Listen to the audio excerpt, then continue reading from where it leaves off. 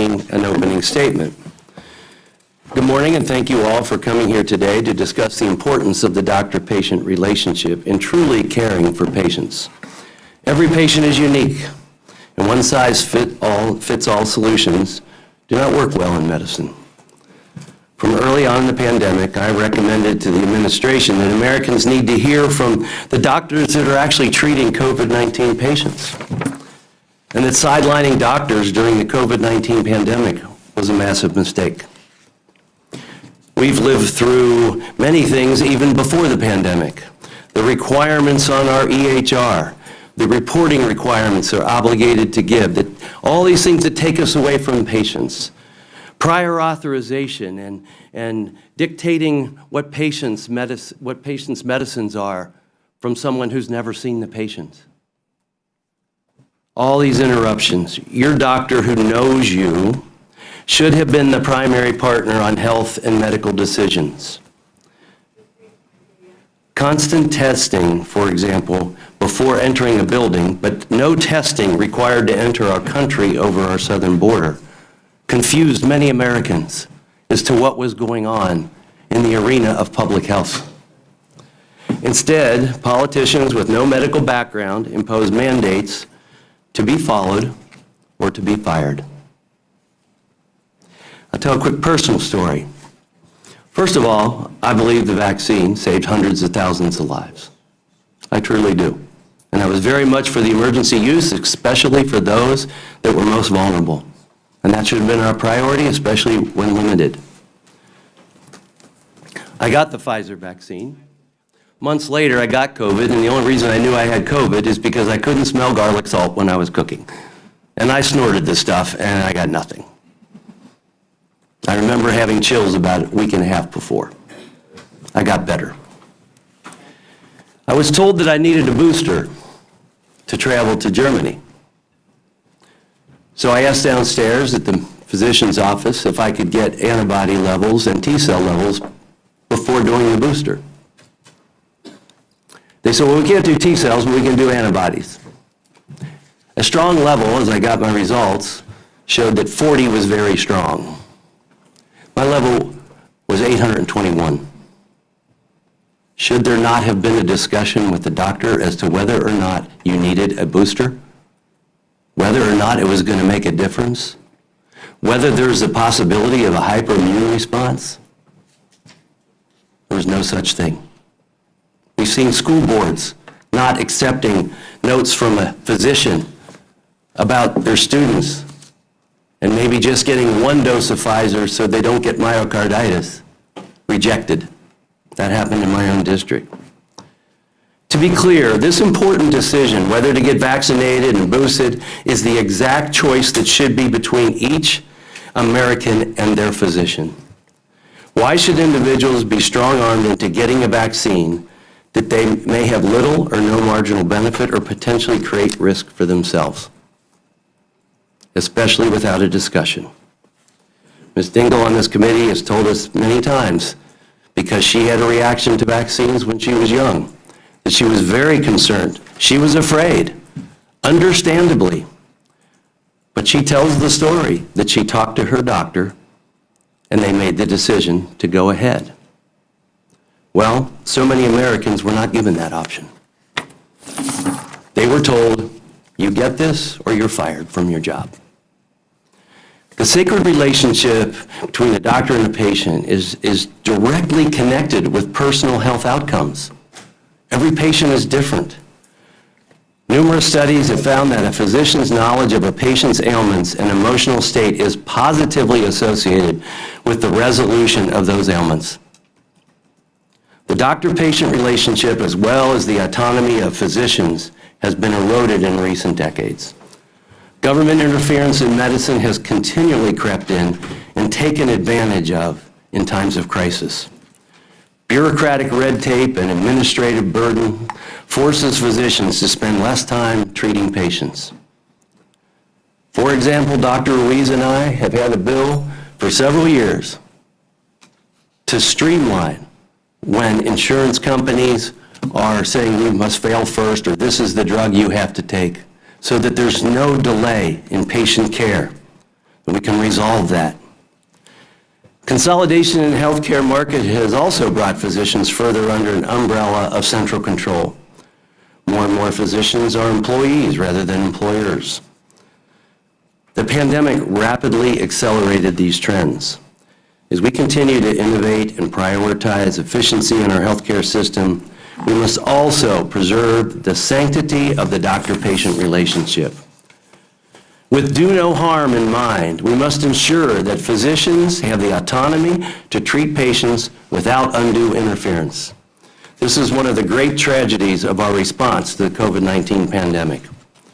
We allowed the government to censor and bully doctors to try to get them to comply with the agreed-upon narratives pushed by unelected bureaucrats and politicians who never treated a single COVID patient, let alone studied medicine. Doctors came under immense pressure to promote COVID-19 vaccines to everyone, regardless of whether they felt it was warranted or medically appropriate. I remember a video I saw with Dr. Fauci, and I think it was around 2004. And in the interview, he was asked, "So if you've had the flu, do you still need the vaccine?" He said, No, you don't need it, because you have more immunity if you've already had the flu than you'll get from the vaccine. So people are confused with the message. Doctors who had prescribed off-label medications for years were suddenly vilified for doing the same during COVID-19. Today you'll hear from one such doctor, Dr. Jerry Williams, who treated thousands of patients at his urgent care clinics, who felt the positive effects of his cures and treatments, and also felt the negative effects of medical censorship. A federal court of appeals recently determined that the Biden administration violated the First Amendment by colluding with social media companies to stifle dissent about COVID-19 online. It's just what the court said. Federal court also recently revived a lawsuit against the FDA for interfering in the practice of medicine by embarking on a politically motivated campaign against the FDA-approved drug ivermectin. Most medicines for animals are also human medicines, but the doses are different, and it's not fair to say they're the same.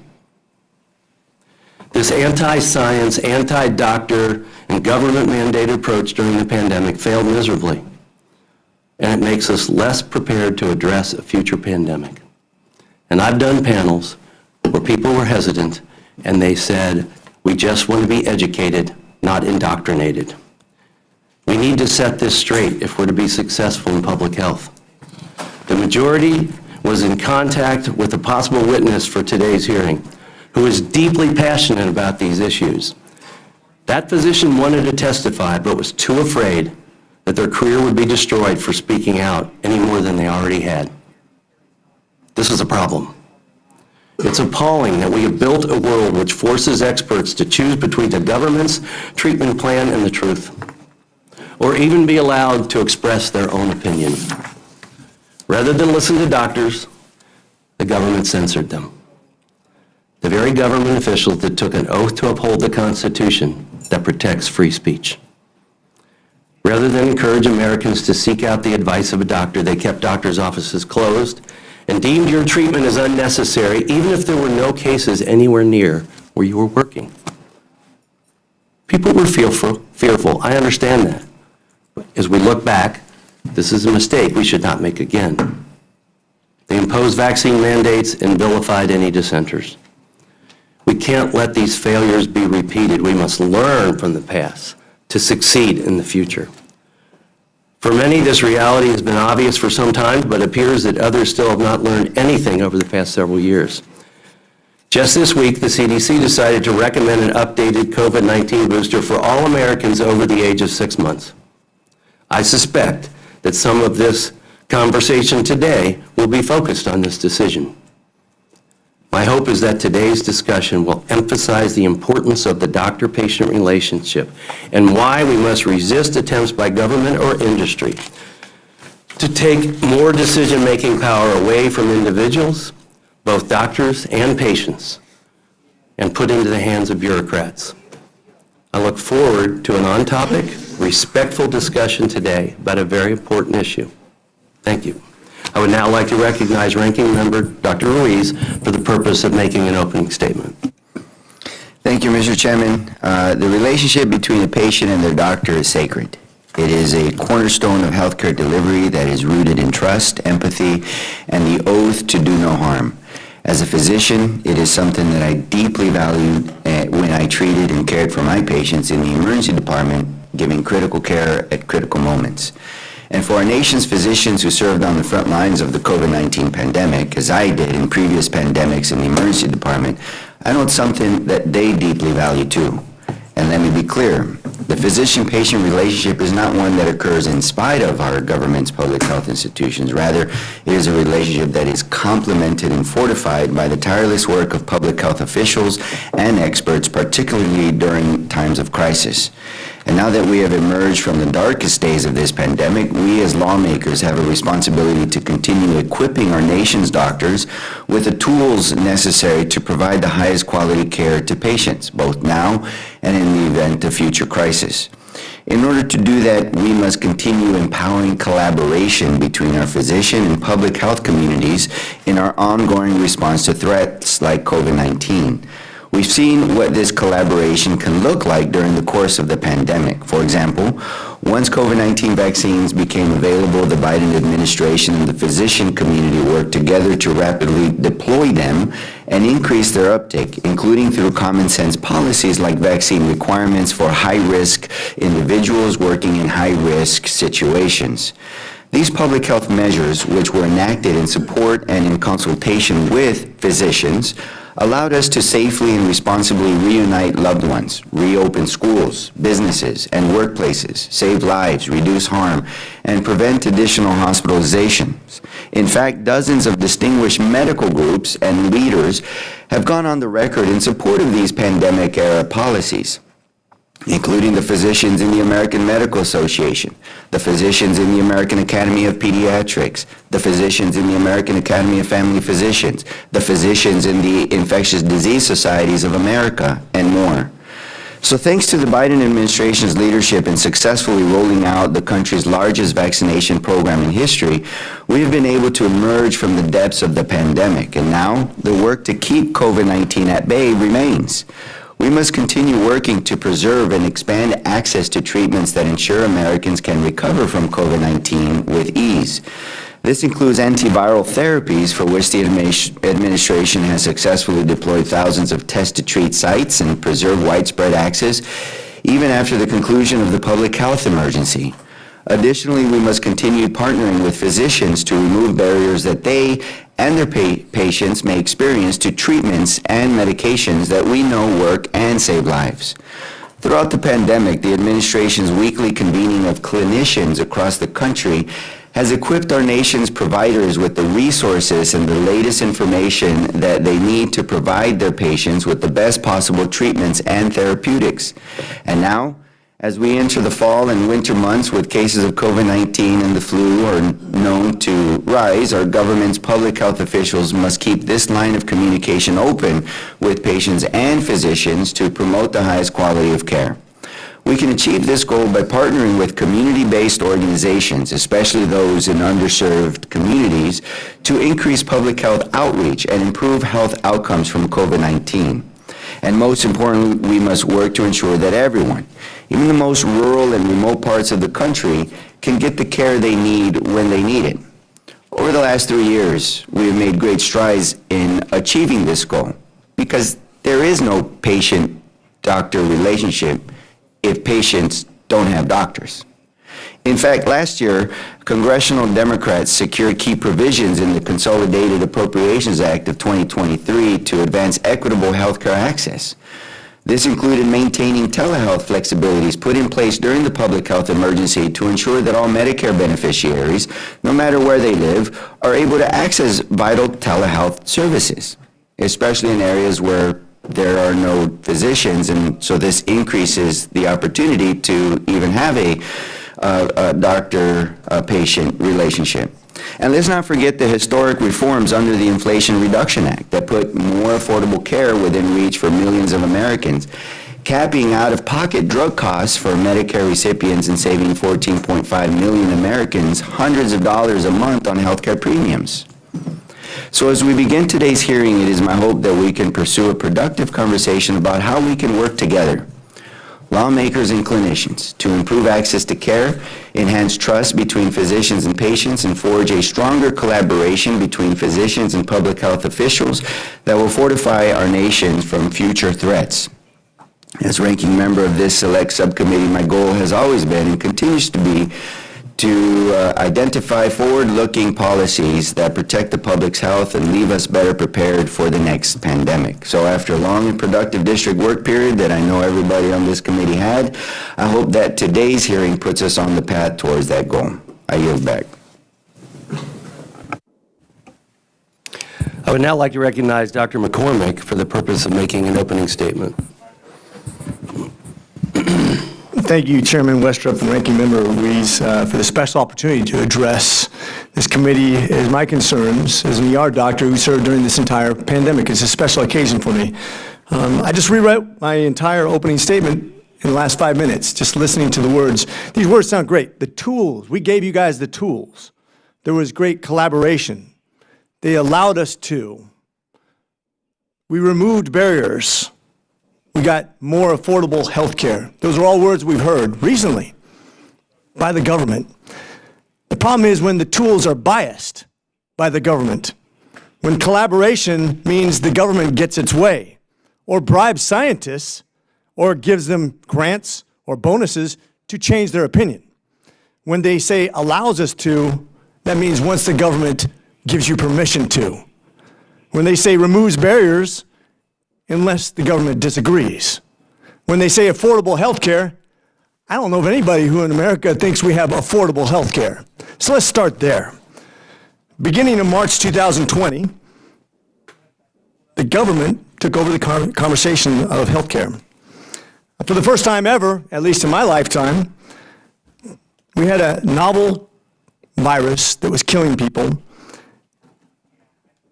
And for the first time ever, the collaboration between doctors and patients was interfered with, and also doctors, and also doctors and scientists, because the government got to have the ultimate say-so. There's the biggest problem.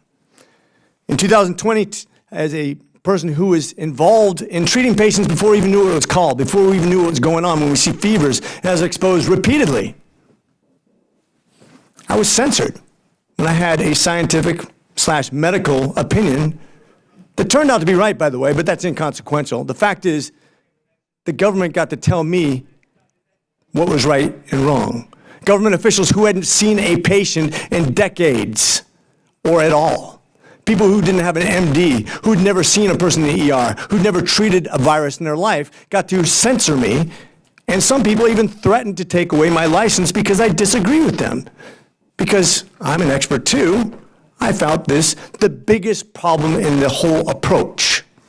It's not collaboration when the government gets to say so and when they are the expert. And this goes back to our basic political philosophy.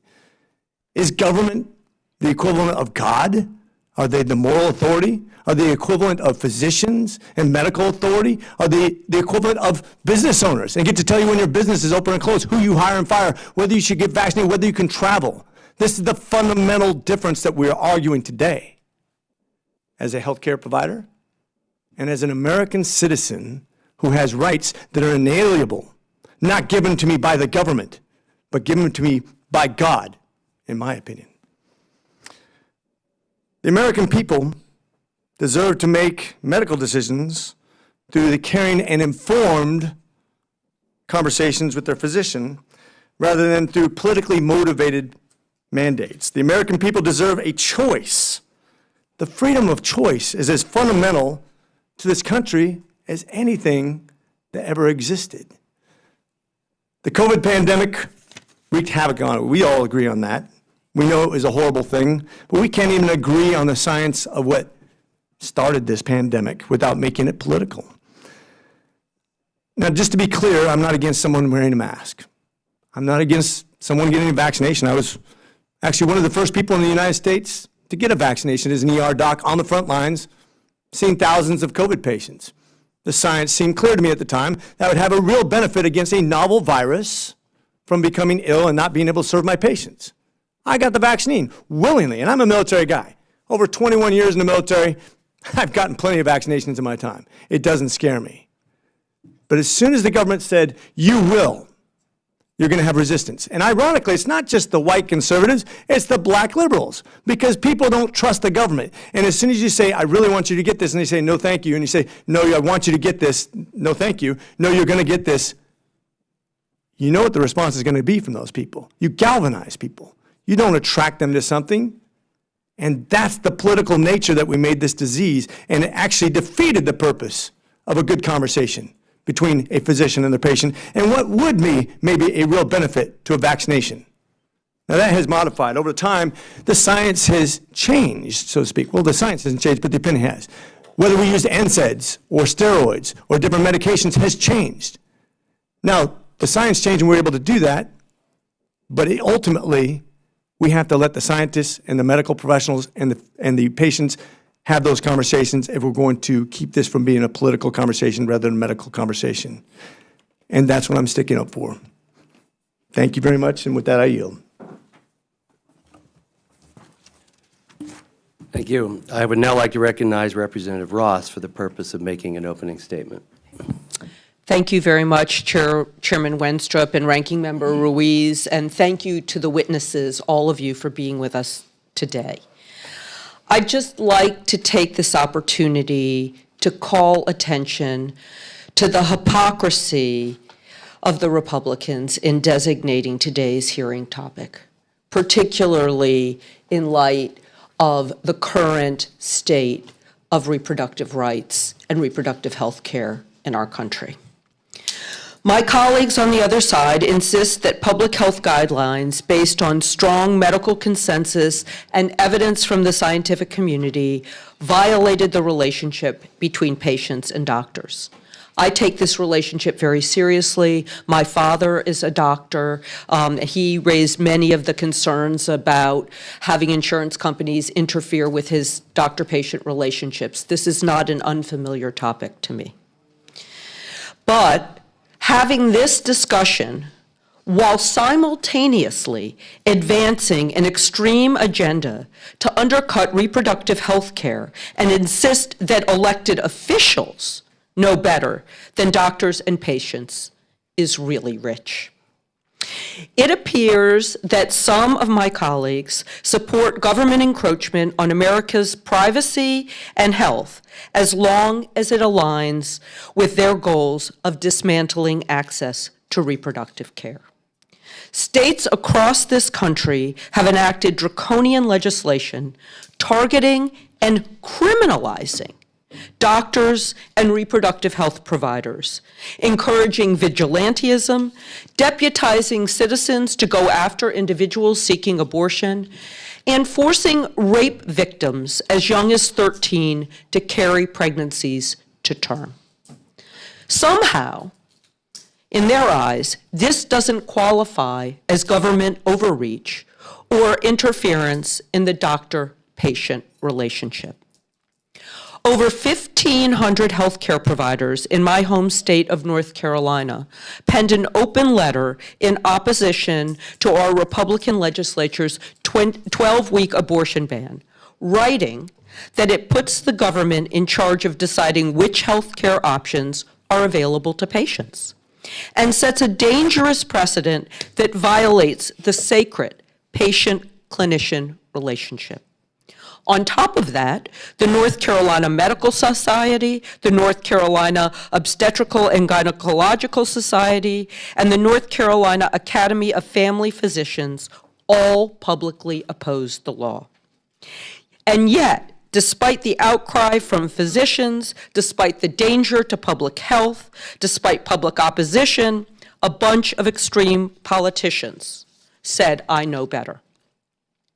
And now, extreme Republicans eye a national abortion ban as they attach anti-choice riders to appropriations legislation and fight to end the access to safe medication abortion nationwide.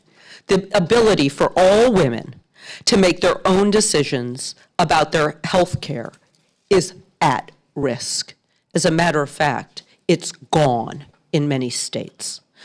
I want to remind folks that in the Roe versus Wade decision, the primary opinion came from Justice Harry Blackmun, who himself represented doctors at the Mayo Clinic. He understood the importance of the doctor-patient relationship and not criminalizing health care. In closing, I want to remind the committee of what Justice Ruth Bader Ginsburg wrote in her 2007 dissent in Gonzalez versus Carhart. Legal challenges to undue restrictions on abortion procedures do not seek to vindicate some generalized notion of privacy. Rather, they center on a woman's autonomy to determine her life's course and thus enjoy equal citizenship stature. She argued this point at her Senate confirmation hearing as well, explaining that the decision whether or not to bear a child is central to a woman's life, her well-being, and her dignity. It is a decision she must make for herself, and when the government controls the decision for her, she's being treated as less than a fully adult human responsible for her own choices. If my colleagues on the other side of the aisle genuinely believe that vaccine requirements constitute government overreach, then they must acknowledge that enacted across this country are evidence of an even greater overreach and violate the relationship that we have with our doctors. Thank you, Mr. Chairman, and I yield back. Thank you. And I want to welcome all of our attendees today. And I do want to point out that free speech is obviously still allowed in our committees. But I would also like to remind everyone that this on-topic discussion we hope to have today is about the pandemic erosion of the doctor-patient relationship. And out of respect for our panelists here today, that's what they prepared for. That's what they're here to discuss. So I hope for the remainder of this time that we can go ahead and hear from our panelists and ask them questions and try and find ways that we can do better, especially in the area of public health as it relates to the doctor-patient relationship going forward. So our witnesses today are Dr. Jeffrey Singer. Jeffrey A. Singer is a senior fellow at the Cato Institute and works in the Department of Health Policy Studies. He is President Emeritus and founder of Valley Surgical Clinics Limited and has been in private practice as a general surgeon for more than 35 years. Dr. Azude Khatibi, Dr. Khatibi is a fellowship-trained physician and surgeon. She is a physician scientist, medical freedom and ethics advocate, as well as a mindfulness mentor. Dr. Jerry Williams. Dr. Williams is a product of the University System of Georgia for both college and medical school. He is a University of North Carolina fellowship-trained child and adult neurologist, as well as the owner and founder of Urgent Care 24/7, a chain of urgent care centers, and he has practiced medicine for 32 years.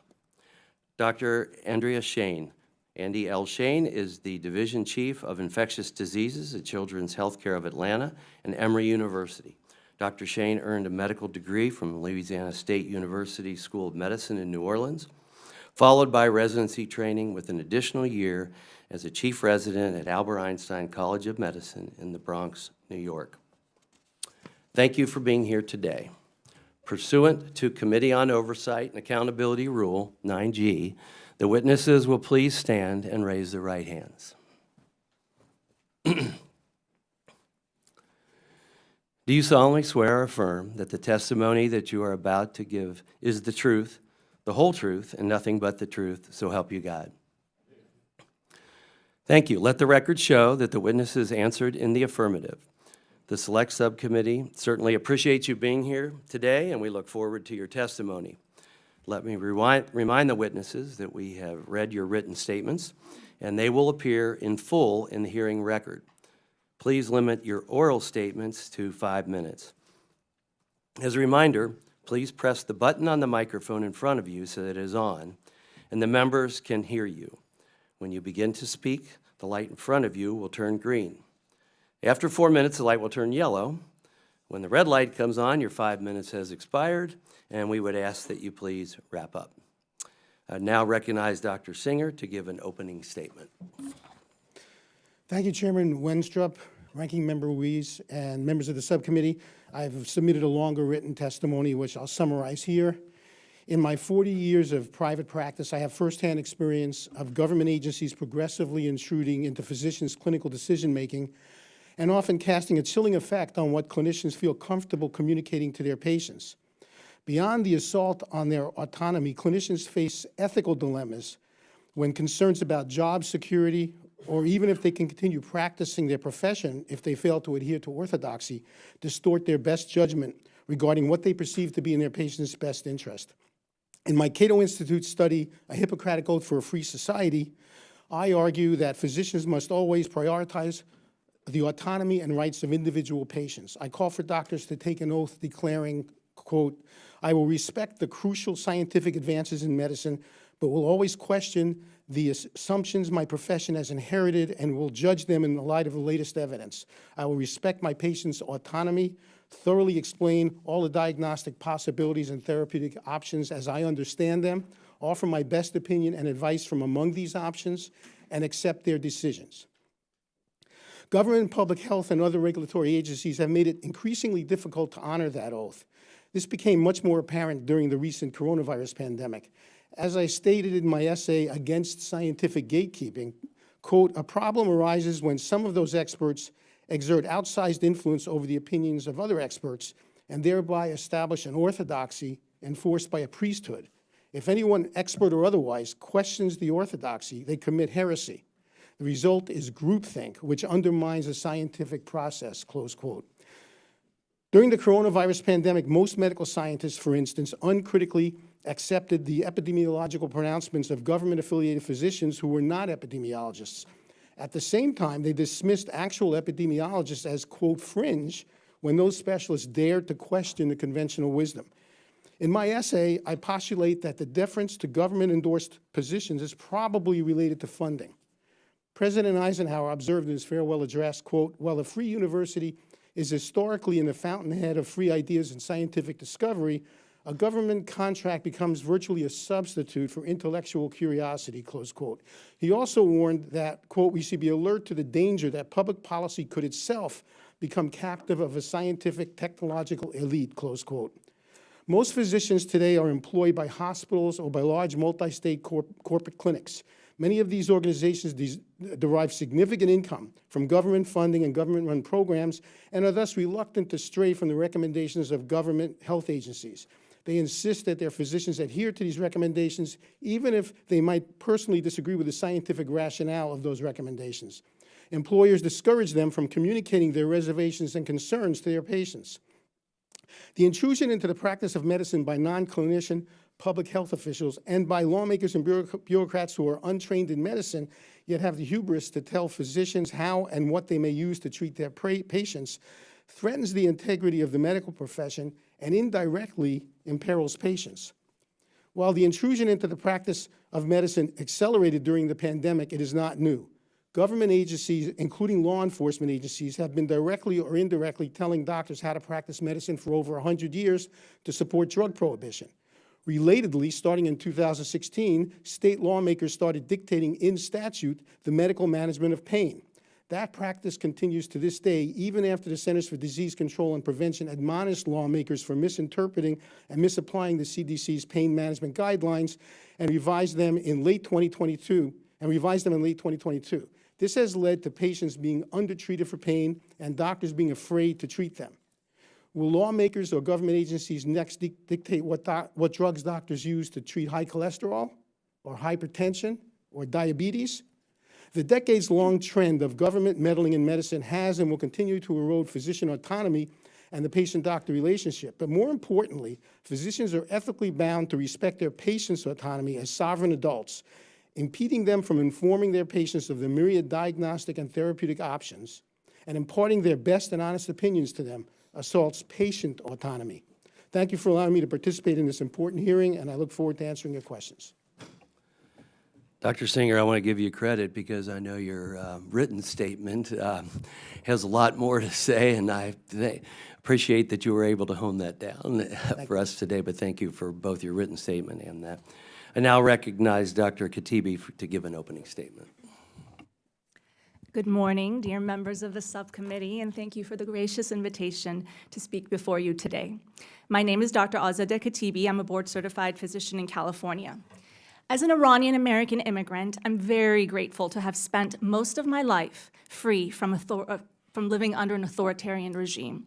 But during the COVID pandemic, I recognized disturbing elements of authoritarianism: government collusion and pressuring for censorship, chilling of American speech, abridgment of rights without good reasoning justifying it, and promotion of a toxic culture of misinformation policing and othering of anyone who challenges the CDC's views. The work of a physician is a sacred one, and prior to COVID, our healthcare workforce was already suffering from the severe problems of burnout and loss of autonomy, but the pandemic exponentially fractured the patient-doctor relationship and physician autonomy, particularly in states, institutions, and organizations which have used the momentum generated by the federal government to themselves also overreach. Medical ethics has 4 pillars to which doctors must adhere for their patients: beneficence, non-maleficence, patient autonomy, and justice. Furthermore, doctors are expected to act as fiduciaries for patients, to act in the patient's best interest. In California, I've seen the attempt to remove physicians' basic rights, so I, along with some colleagues, have sued the governor and the Medical Board of California. In 2022, they passed a law that declared it unprofessional conduct for a physician and surgeon to disseminate misinformation or disinformation related to COVID-19, and it defined misinformation as false information contradicted by contemporary scientific consensus contrary to standard of care. It was clear to me, even though it wasn't clear to the California Medical Association, that this violated doctors' right to free speech by chilling their speech, and also the patient's First Amendment right to hear their doctor's speech. It was also clear that making doctors conform to scientific consensus would stunt development of medicine by dampening scientific questioning and academic debate. Lives and liberty were at stake. The word consensus in the law, which has popped up nationally on the stage after COVID, is problematic. In medical terms, consensus refers to the general opinion of doctors or groups of doctors, either informal opinion or formal publication. And even when you craft formal consensus opinion, there's discussion, there's debate, there's disagreement by experts. It is natural and normal for doctors to disagree on what is best for individual patients or groups of patients. It is natural and normal. Throughout history, doctors have had liberty to contradict consensus opinion. Consensus is always catching up to the latest emerging evidence or thought frameworks, and thus, it is always behind the cutting edge. Multiple times as a physician, and also personally for myself and for my family, I have gone against consensus opinion, formal and informal. And I believe that's one of the reasons I am alive today. What's truly frightening about this law is that it was written to target doctors' public speech originally. Make no mistake about it. If they could have gotten away with prohibiting doctors' public speech, they would have. In court, we argued that the law violates the First and 14th Amendments of the Constitution, and we were granted a preliminary injunction against the law, but damage to the doctor-patient relationship has already been done. Doctors are afraid to speak out. They tell me their stories. One doctor tells patients, I tell you what I think, but I can't because it's illegal. Another says, I don't speak up about dosing concerns about the vaccine that I have. One responds to vaccine safety requirements by giving patients a list of vaccine side effects and otherwise stays silent. Another tells patients, I can't say what I want to say because I might lose my license. One doctor advised a group of us docs in a social setting, don't ever write a vaccine exemption because you're going to be investigated and you might lose your license. Another was wrongfully terminated from his job when he started becoming more politically active.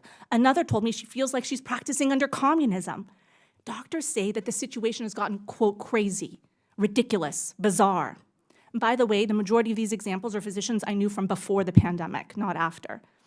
I'm currently involved in 2 lawsuits for physicians' rights, and I'm doing my part, and I look to you to do your part to lay the policy framework for wisely being responsive instead of reactive, having ethical government that shuns censorship and chilling tactics, and encourages a culture of supporting open scientific debate by trained people, no matter if they come from inside the government or outside, and even if they disagree with the government's assessment. Lastly, I'm mentioning this because I think it's so important. I urge you to investigate the effects of COVID on the consistently sickest people in our population.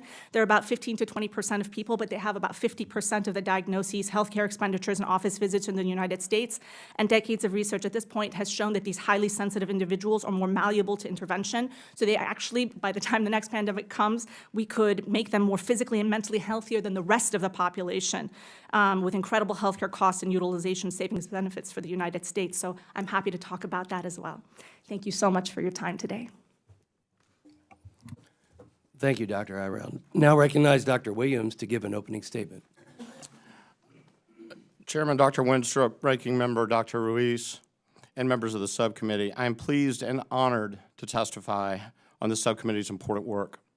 I'm here to address the challenges that I faced as a practicing physician in the trenches during the COVID pandemic, having developed my own treatment protocol and treated over 5,500 patients with it, resulting in only 5 hospitalizations and 0 deaths.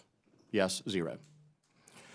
To come before you and do such a thing as this in this current environment is not for the faint of heart. I heard what the chairman said about the physician who didn't come, and I understand that pressure and that concern.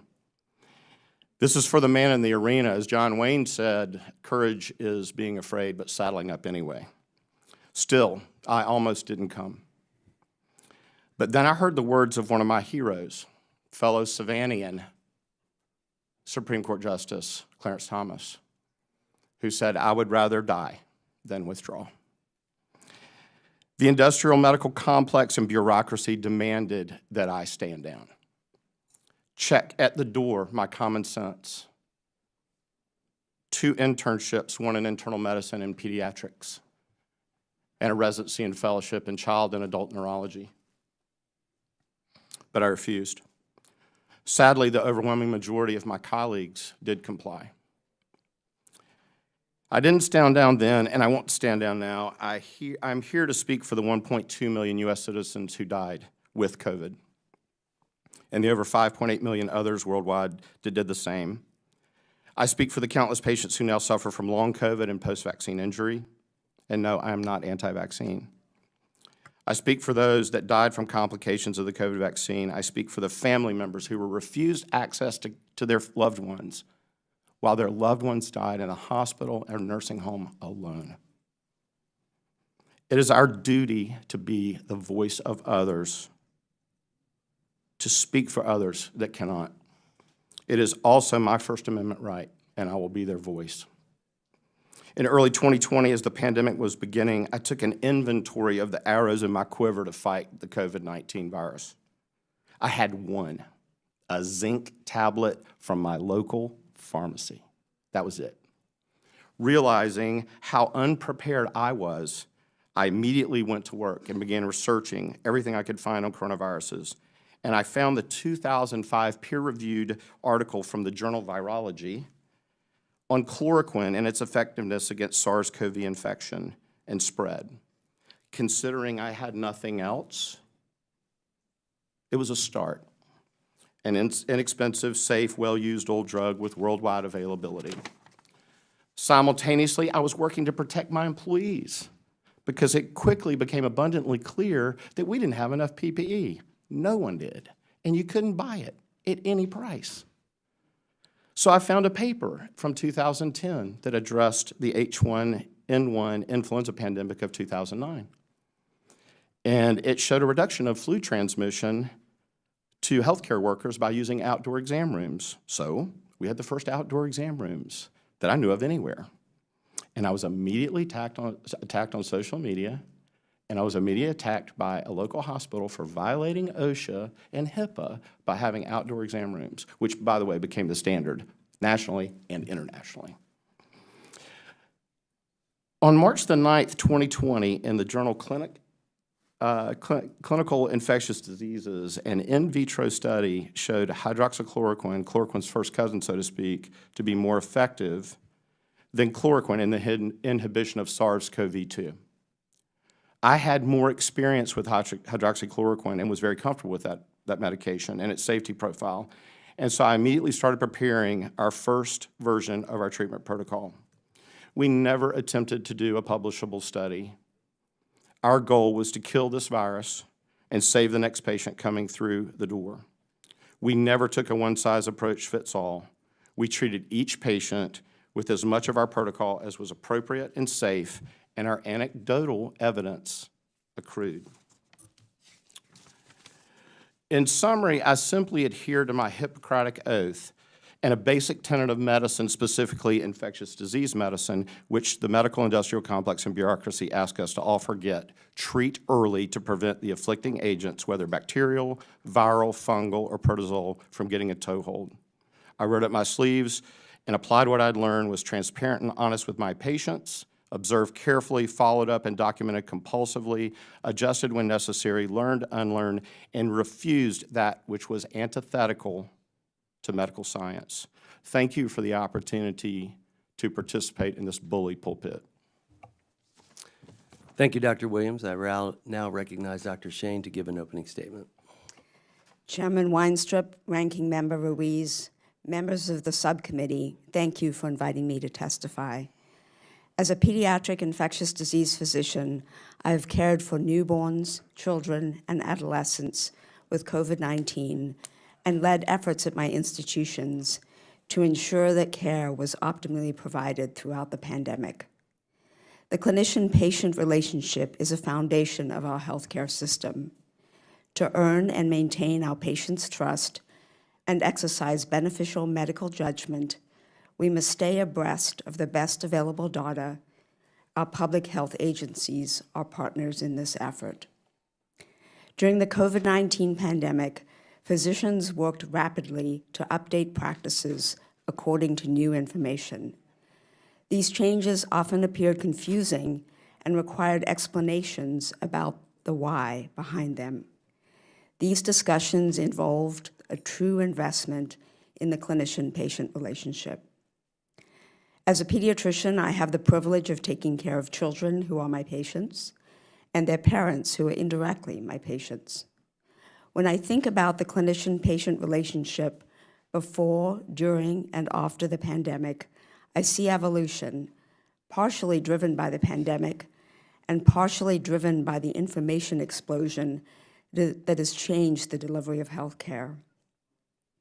Supporting population-based health measures enhances the provision of optimal care for individual patients.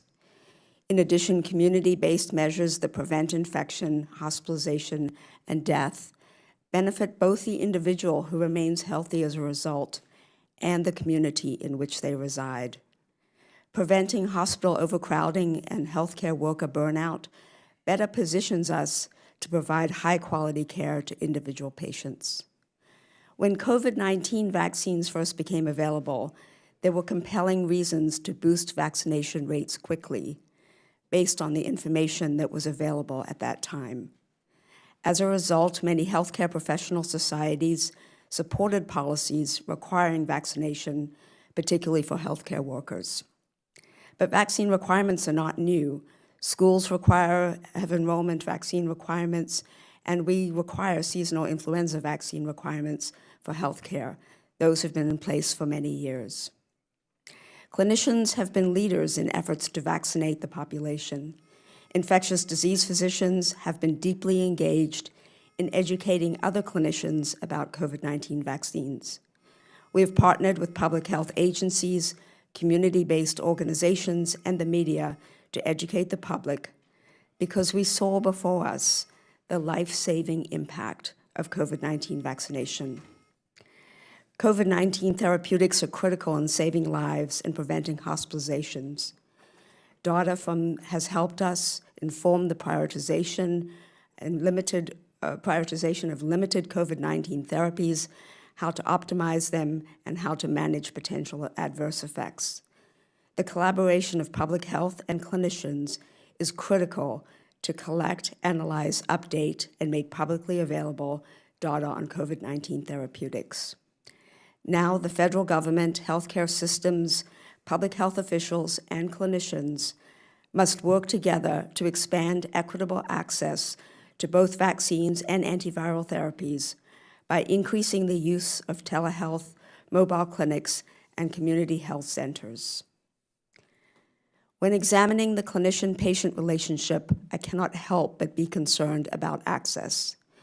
People residing in 80% of U.S. counties do not have direct access to an infectious disease physician. Over half of our adult and pediatric infectious disease training program positions went unfilled last year. Low compensation relative to other specialties is just one barrier.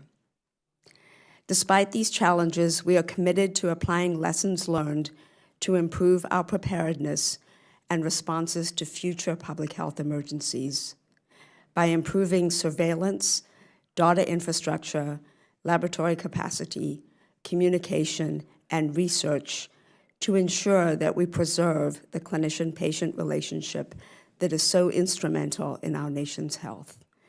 It will take all of us coming together. I'm grateful for this opportunity to testify. Thank you. I want to thank you all very much. I now recognize myself for questions. Dr. Singer, I understand you published a study earlier this year regarding the Hippocratic Oath and how it should be adapted. In this study, you note that medical schools are straying further from the traditions of their oaths. You specifically note that none of these oaths prioritize or consistently apply a commitment to individual patient autonomy. In your opinion, why is it important for medical school graduates to swear an oath that reveres patients' rights and autonomy? Well, thank you, Mr. Chairman. In my study about the Hippocratic Oath, actually, even going back to the original one from Hippocrates of Kos, there tends to be, there's not enough emphasis on the fact that the patient is a sovereign adult with rights that we need to respect, and that we as physicians are basically consultants giving our best opinion to these patients. We're not their bosses. We don't make decisions for them. We just tell them what we, based on our best knowledge, what we think is the best course for them to follow. And in recent years, the Hippocratic oaths that are administered at various medical schools have strayed further and further from an oath that originally didn't give enough respect to patient autonomy, and now has gone far astray. Some of the oaths don't even discuss much about patient care. So what I argue is that we need to get back to focusing on what we as physicians graduating from medical school need to commit ourselves to, which is to respect the rights of our patients, to look at our patients in much in a way as clients, and we're their consultants. And we're ethically obligated to tell them everything we know, not to withhold information from them that they are entitled to know if we know this information. And at the end of the day, respect whatever the decision they make, because they're the boss, we're the consultants. Thank you. I want to talk a minute about off-label treatments. It's long been understood that the FDA is not in the business of regulating the practice of medicine. This includes a physician's right to prescribe FDA-approved medications off-label, meaning that the approved drug is used outside the specific scope of the approval. Off-label medications are critical to providing necessary care for millions of Americans, often patients who have few or no approved medications for their conditions. Studies have estimated that up to 20 to 30% of all prescriptions are for off-label uses. I'm a podiatrist. I often prescribe nitroglycerin. Why? For patients with Raynaud's, so that when they're going to be exposed to cold, they can put a nitroglycerin patch over their posterior tibial artery, and their foot will be perfused with oxygen and blood during that time, and therefore averting amputations. It worked every time. A federal appeals court recently revived a lawsuit against the FDA, which alleges the agency surpassed its authority and waded into the regulation of medicine. One such example is the FDA's now infamous tweet from August of 2021. You can see the poster. "You are not a horse, you are not a cow. Seriously, y'all, stop it." That's from the FDA.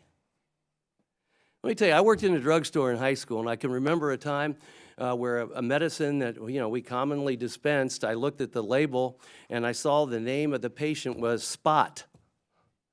It was for a dog. I understood what that was about. It was a human medication that is also used for an animal. This tweet is condescending in every single way, and it's palpable, and it's incorrect, and it's misleading, and this is coming from the FDA. Not to mention, the FDA appears to conflate the off-label usage of FDA-approved human-grade ivermectin with its veterinary counterpart.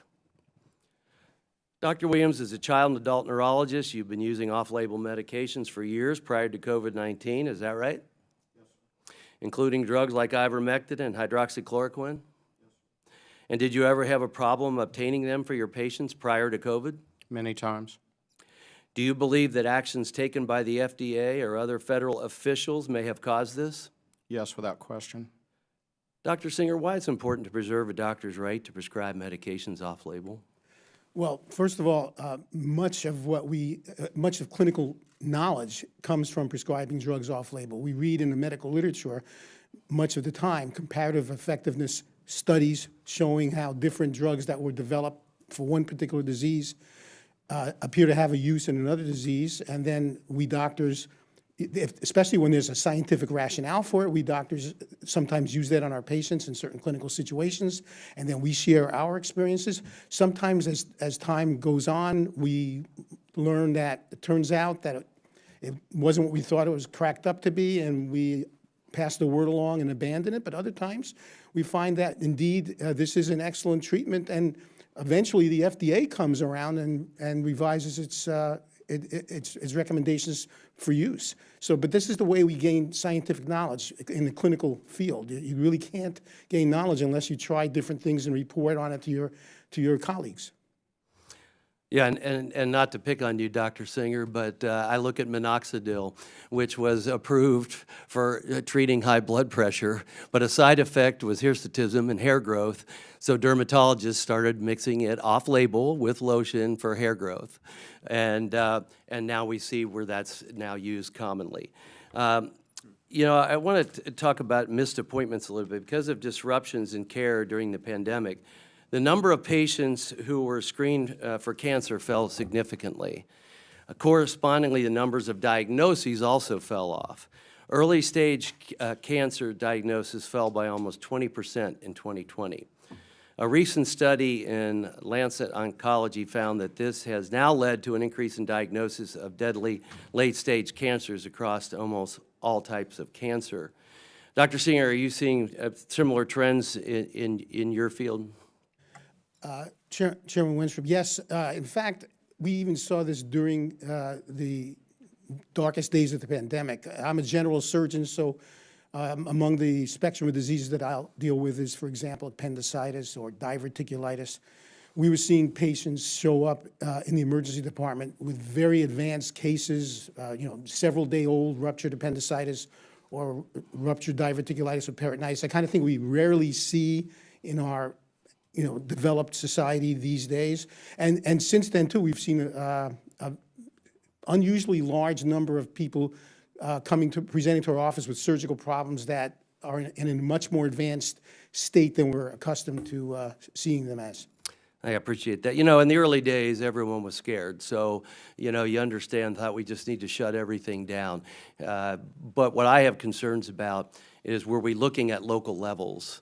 I mean, I even had a sheriff call me because someone who was scheduled for their painful hernia, their case was canceled at a time when in that county there were no cases of COVID, and he ended up taking his life because he was in so much pain. So, lessons learned, I think we ought to take into consideration what's going on at a local level. And I do want to take just the opportunity to discuss off-label again a little bit and give Dr. Katibi and Dr. Shane both a chance to give your thoughts on the use of medications off-label in general. Certainly, in my practice of ophthalmology, we use off-label drugs all the time. If we didn't, we would actually have a lot less of an arsenal of drugs to use against diseases. So it's an integral part of medical care, and the government shouldn't be dictating to you.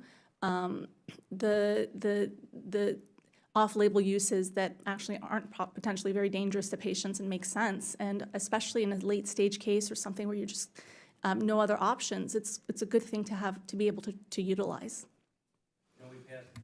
We passed a bill here several years ago relating to the right to try. So, Dr. Shane. Thank you, Chairman Wenstrup. In pediatrics, I have actually had several opportunities to use medications off-label. Unfortunately, because many medications are not tried in children as part of clinical trials, we're often forced to do that. And so one of the really potential ways that we can optimize that is by including children in clinical trials so we can gather data and medications do not have to be used off-label. Thank you. Thank you. Thank you all for your input here. I now recognize Dr. Ruiz for questions. Thank you. Over the course of the pandemic, public health officials worked with limited and constantly evolving and changing information to keep Americans safe and implemented policies that helped our nation overcome the virus. You know, we talk about off-label uses of medications as a physician. It's something we do, but we also do it with caution. And we do it in respect of science, in search of the evidence to help us determine whether it's a sham or whether it's a real medication that has proof. And the whole scientific process is to move us from anecdotes to the statistical realm so that we can prove and replicate that our results are not due by chance, but that within a 95% confidence that they are truth, that they will happen, that this actually works. So it's not anecdotal, or if it just happens with this one time it works or not, or maybe a group of 10 patients or 50 patients and we swear by it, but so that we can get to that truth. And I do believe that all of you had mentioned something very important that was common, is I wish there were more studies, or we need more studies, or even in these off-label uses, the studies refute its use and it really didn't work, so we stopped using them, okay? So at the beginning of this pandemic, there was some anecdotes, some suggestions with bench research perhaps on some of these medications, but then we, with caution, said, be careful, let's do more research. And then as the research developed, then there would be some recommendations, and the medical societies, the boards, the people that certify our board certifications in all of our respected fields, physicians, our colleagues, those that aren't, you know, running for office or anything, put certain parameters based on that research to give us some kind of gold standard of practice so that we can abide by. And those, your colleagues, my colleagues, his colleagues, all of our colleagues who are the professors in universities and the researchers gave us these recommendations and said, look, if you want to be a board certified and hold up to our standards, we believe that the scientific literature will recommend this and not recommend that, and this is what we believe at this time. At this time is always key, and it's always important because we must be humble to the fact that science evolves and things change. And we're using that now to even understand long COVID, to determine what are the commonalities and how to treat it, because the symptoms they're realizing because of the science is real. And there is such a thing as a long COVID syndrome.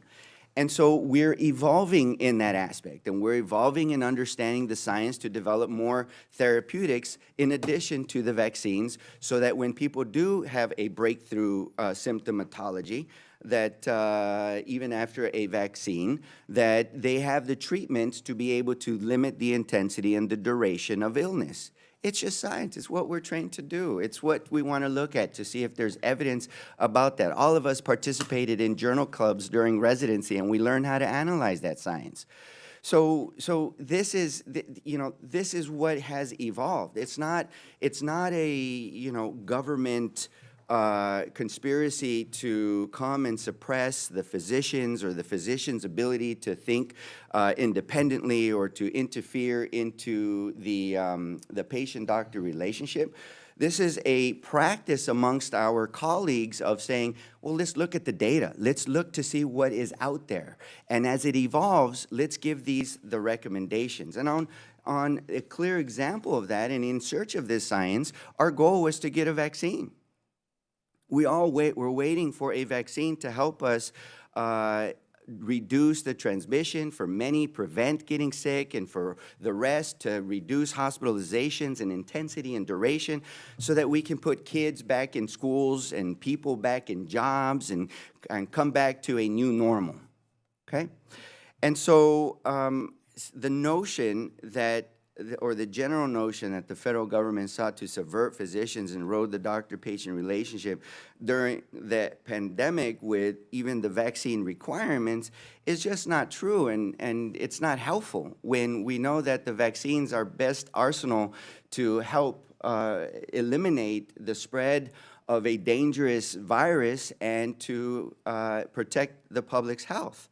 So as a physician, I'd like to start by with the COVID-19 vaccine requirements questions. And so, Dr. Shane, why were requirements a clinically appropriate tool to boost vaccine rates, especially amongst high-risk individuals in high-risk settings, which is not a new notion? We've done it before in many different settings. And how have they been used in contexts outside of the COVID-19 pandemic to reduce the threat of other dangerous diseases in the United States?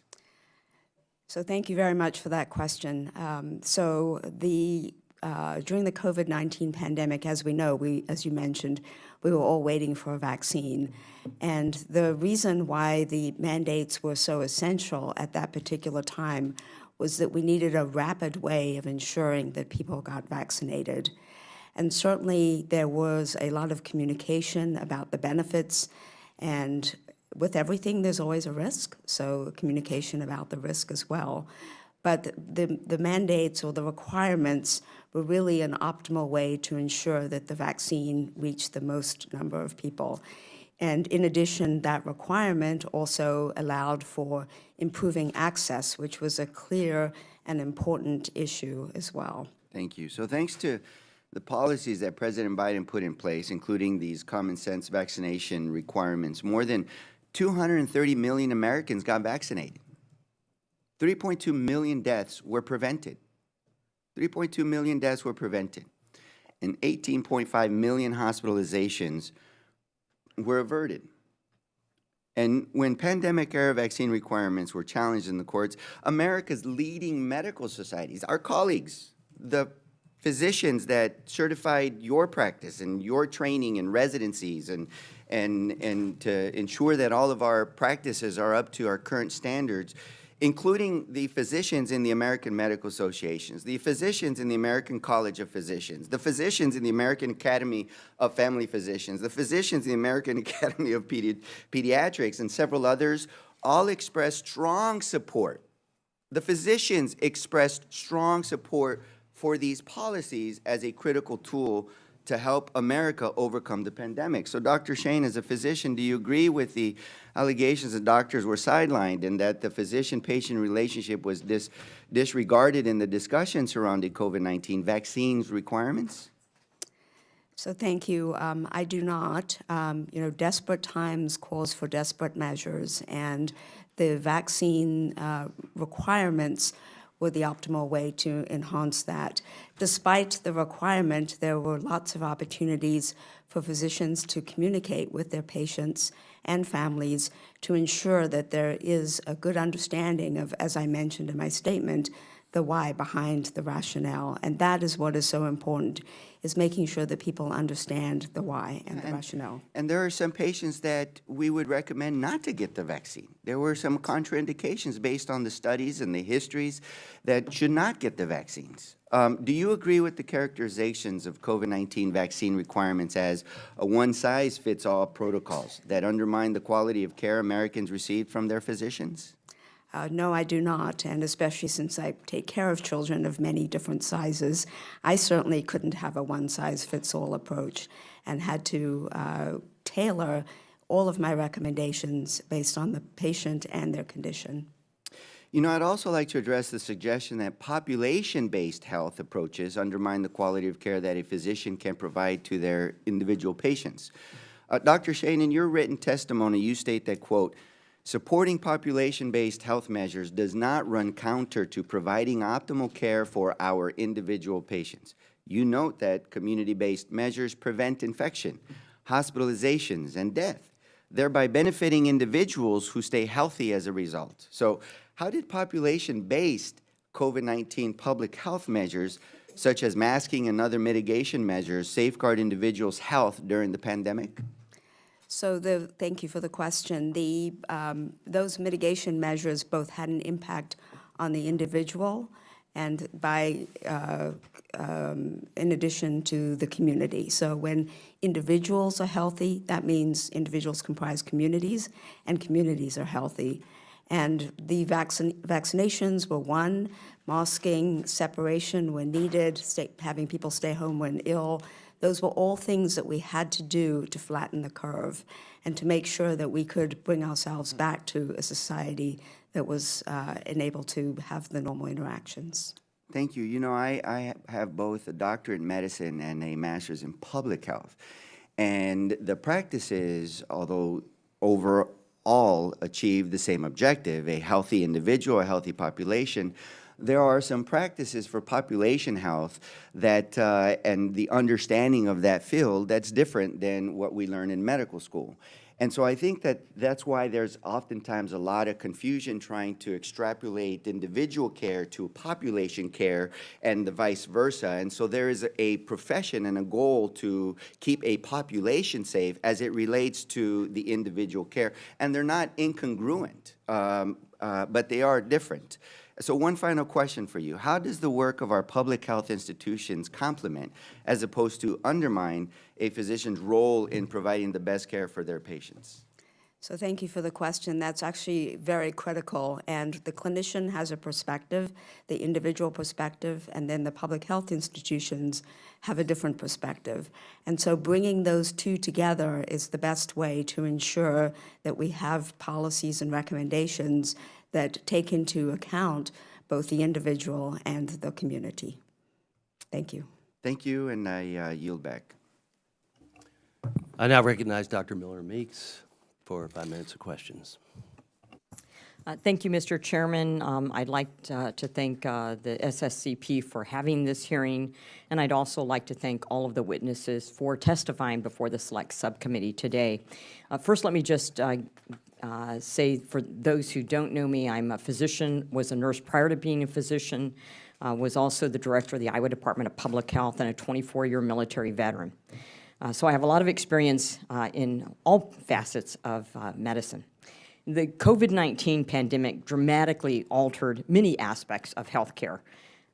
As we know, hospitals and clinics were closed, even though in the healthcare setting, we know how to manage infectious diseases. But most notably, I think what we saw was a further erosion of the doctor-patient relationship. So as a physician and a nurse with decades of experience delivering care to patients of all ages and in various healthcare settings, I recognize the value and the reality that patient medical needs can rarely, if ever, be broad-brushed. Individual needs vary drastically. These can be due to allergies, comorbidities, intolerances, various other medical factors or social factors that require a robust doctor-patient relationship. And this is something that all doctors, including my friends and physician colleagues on the other side of the aisle, publicly recognize. And let's also admit, as Dr. Winstrup did at the start of this hearing, that there have been decades of erosion of the doctor-patient relationship, from pre-authorization, step therapy, fail-first therapies, even when things have already been tried, even how EHRs and standardized practices geared towards billing rather than towards actual patient assessment and care. The use of off-label medicines. Never before have we had governors threaten the medical licenses of individuals if through their interactions and their medical knowledge were to prescribe a patient a certain type of medication, or boards of pharmacies to be told that those certificates would be removed. I was and am still appalled by the multitude of COVID-19 vaccine mandates imposed by federal, state, and local governments throughout the pandemic for exactly this reason. And I would disagree with our witness, who said that there were lots of opportunities. There were not lots of opportunities. If you were in the healthcare setting, despite over a year of having provided care to patients with PPE, you were mandated to get a vaccine or lose your job. I know of people who lost their job. If you were in the military, you were required to get a vaccine, even if you were 18 or 20 years old, even if you had your risk for getting myocarditis or pericarditis may have in fact been greater than your risk of being hospitalized or dying of COVID-19. We did not recognize infection-acquired immunity, which we have in every other type of infectious disease, but not in this one. Somehow, it just evaporated when it came to COVID-19. And in our school systems, you couldn't go to school as a child if you weren't vaccinated. So excuse me if I do not believe that the doctor-patient relationship and the doctor's conversations with individuals may have said you're at low risk or getting vaccinated or you've had COVID-19. I had the same experience as Dr. Winstrup. I was vaccinated. I gave vaccines in the 24 counties in my district. Recommended for people to be vaccinated and have conversations with their provider. But nonetheless, when I was testing my antibody levels and keeping track of them because of some research that said you may decrease antibody levels with boosters, my antibody levels were high, but even last December was still recommended to get the vaccine, to get a booster. So I'm not going to continue to pontificate, although we could go on for quite a while.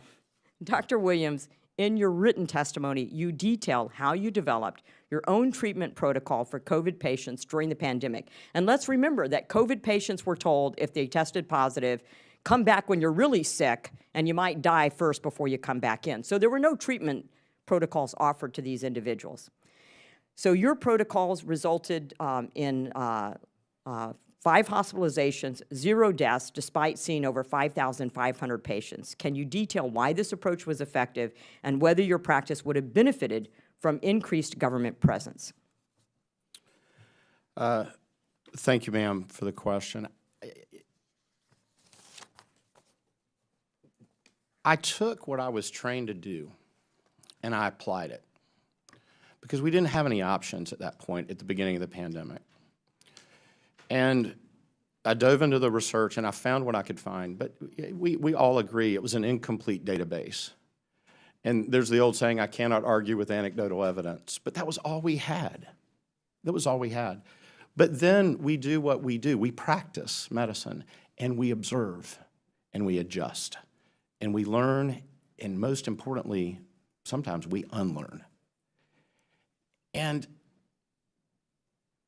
I was pro-vaccine. I was as anxious, and I was one of the first people to get the vaccine in my county at the behest of our county health official who called me directly because my name wasn't on the list. And I said, no, in the Marine Corps, the drill sergeant goes last. He eats last.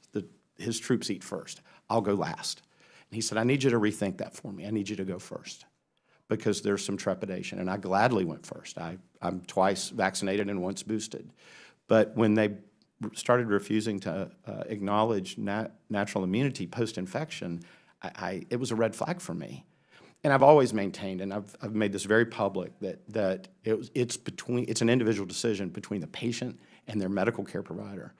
My protocols took a broad stroke approach at this virus. It's almost like peeling an onion. There's multiple layers. And so we were trying to attack the virus to kill the virus using virucidal whatever we had that we felt like was safe, first do no harm.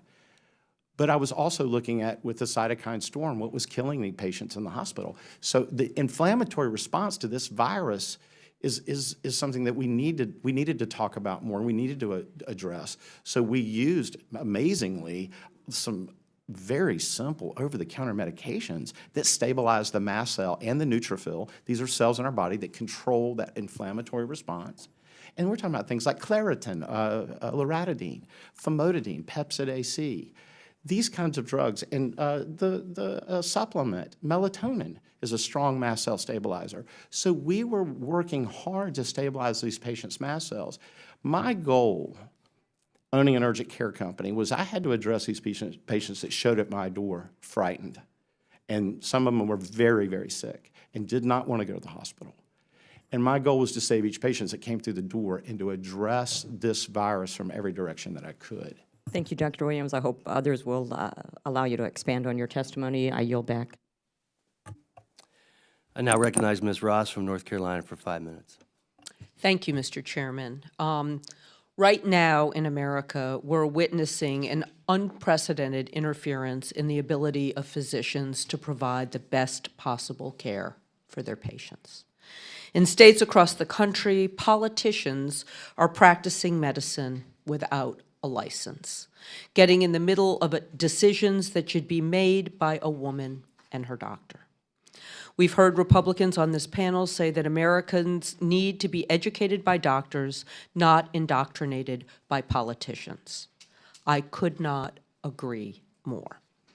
From North Carolina to Arizona, extreme Republican legislatures at the state level have pursued draconian policies to control women's reproductive freedom, in spite of approximately 8 in 10 American adults who believe the decision to have an abortion should be left to a woman and her doctor. And yes, in spite of this, we also have medical consensus from doctors all around the country.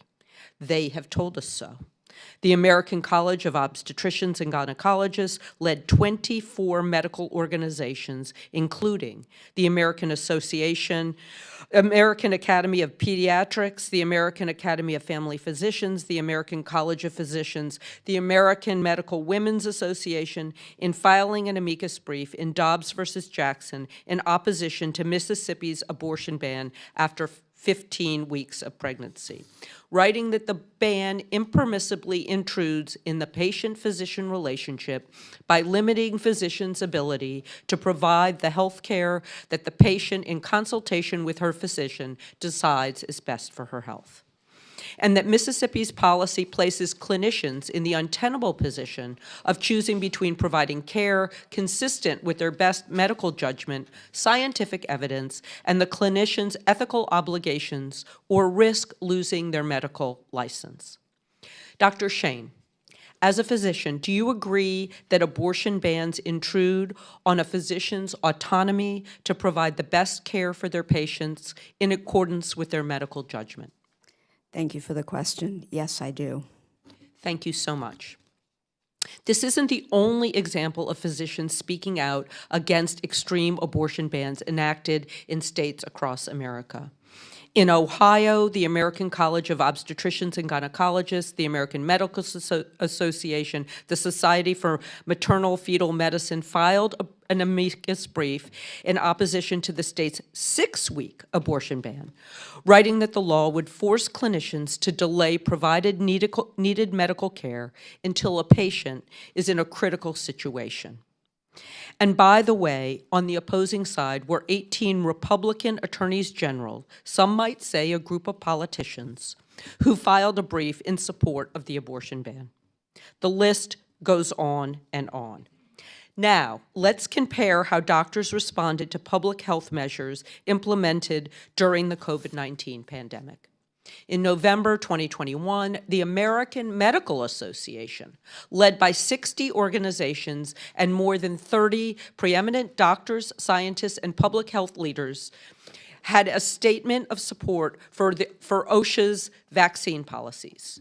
In BST Holdings v. OSHA, the AMA filed an amicus brief in support of the agency's vaccine and testing policies, emphasizing that COVID-19 poses a grave danger to public health and that halting the policies would irreparably harm the public interest. In MB Parent of Minor SB v. Knox County Board of Education, Democracy Forward filed an amicus brief on behalf of the Tennessee chapter of the American Academy of Pediatrics in support of schools making policies, pointing to the significant protection that masking provides to teachers, students, and the community. The list goes on. Dr. Shane, Based on everything that I've just shared, do you agree that the vast majority of the physician community supported public health measures implemented to reduce the spread of COVID-19 and overcome the pandemic? Thank you for the question. Yes, during the time of the COVID pandemic, physicians did overwhelmingly support the mitigation measures that were so life-preserving and enabled people to continue to do some of the essential work, like attending schools, going to businesses, and doing all of those other things very, very safely. Thank you very much. And Mr. Chairman, I yield back. I now recognize Ms. Lesko from Arizona for 5 minutes of questions. Thank you, Mr. Chair. First, I want to thank you for having this topic of discussion. I think it's an important topic. And I also want to thank all four of you for coming to testify today in front of us. And I have to admit that I know Dr. Singer for, I don't know, like 20 years, I think, 20 years. He's from Arizona. And I represent Phoenix area and some suburbs of Phoenix in Arizona. I would love to debate some of the extreme pro-abortion views that are going on in our country right now that support abortion up to the very last minute, but this is not the meeting to do that at. So next time I will debate that if we have a hearing on that. Dr. Singer, on April 2nd, 2020, Arizona Governor Doug Ducey issued an executive order barring pharmacists from dispensing hydrochloroquine or ivermectin unless they had a prescription from a doctor saying the patient had COVID-19. In Arizona, patients were not allowed to use these drugs for preventative measures, even if a doctor prescribed it. The governor limited the prescription to 14 days. This was the case not just in Arizona, but across the country. Now, I'm not sure in the case of Arizona, if I think he did it, quite frankly, because he thought there'd be a shortage of ivermectin and hydrochloroquine. Also, in 2021, William and Carla Salier had gotten prescriptions from a doctor in Missouri for ivermectin and hydrochloroquine to treat their infection with COVID-19.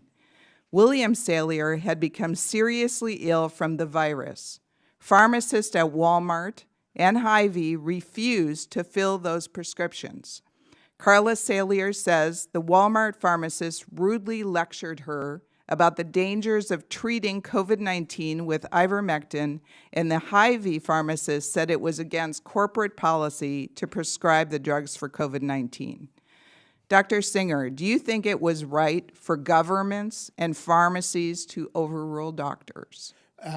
Thank you, Representative Lesko. As I said in my opening statement, this was a major problem. And nowadays, most pharmacies employ pharmacists, and most medical doctors are employed either by hospitals or by corporate clinics, who, even if they're not explicitly told by government agencies what the policy should be, they certainly feel the pressure and they don't want to go against government agencies.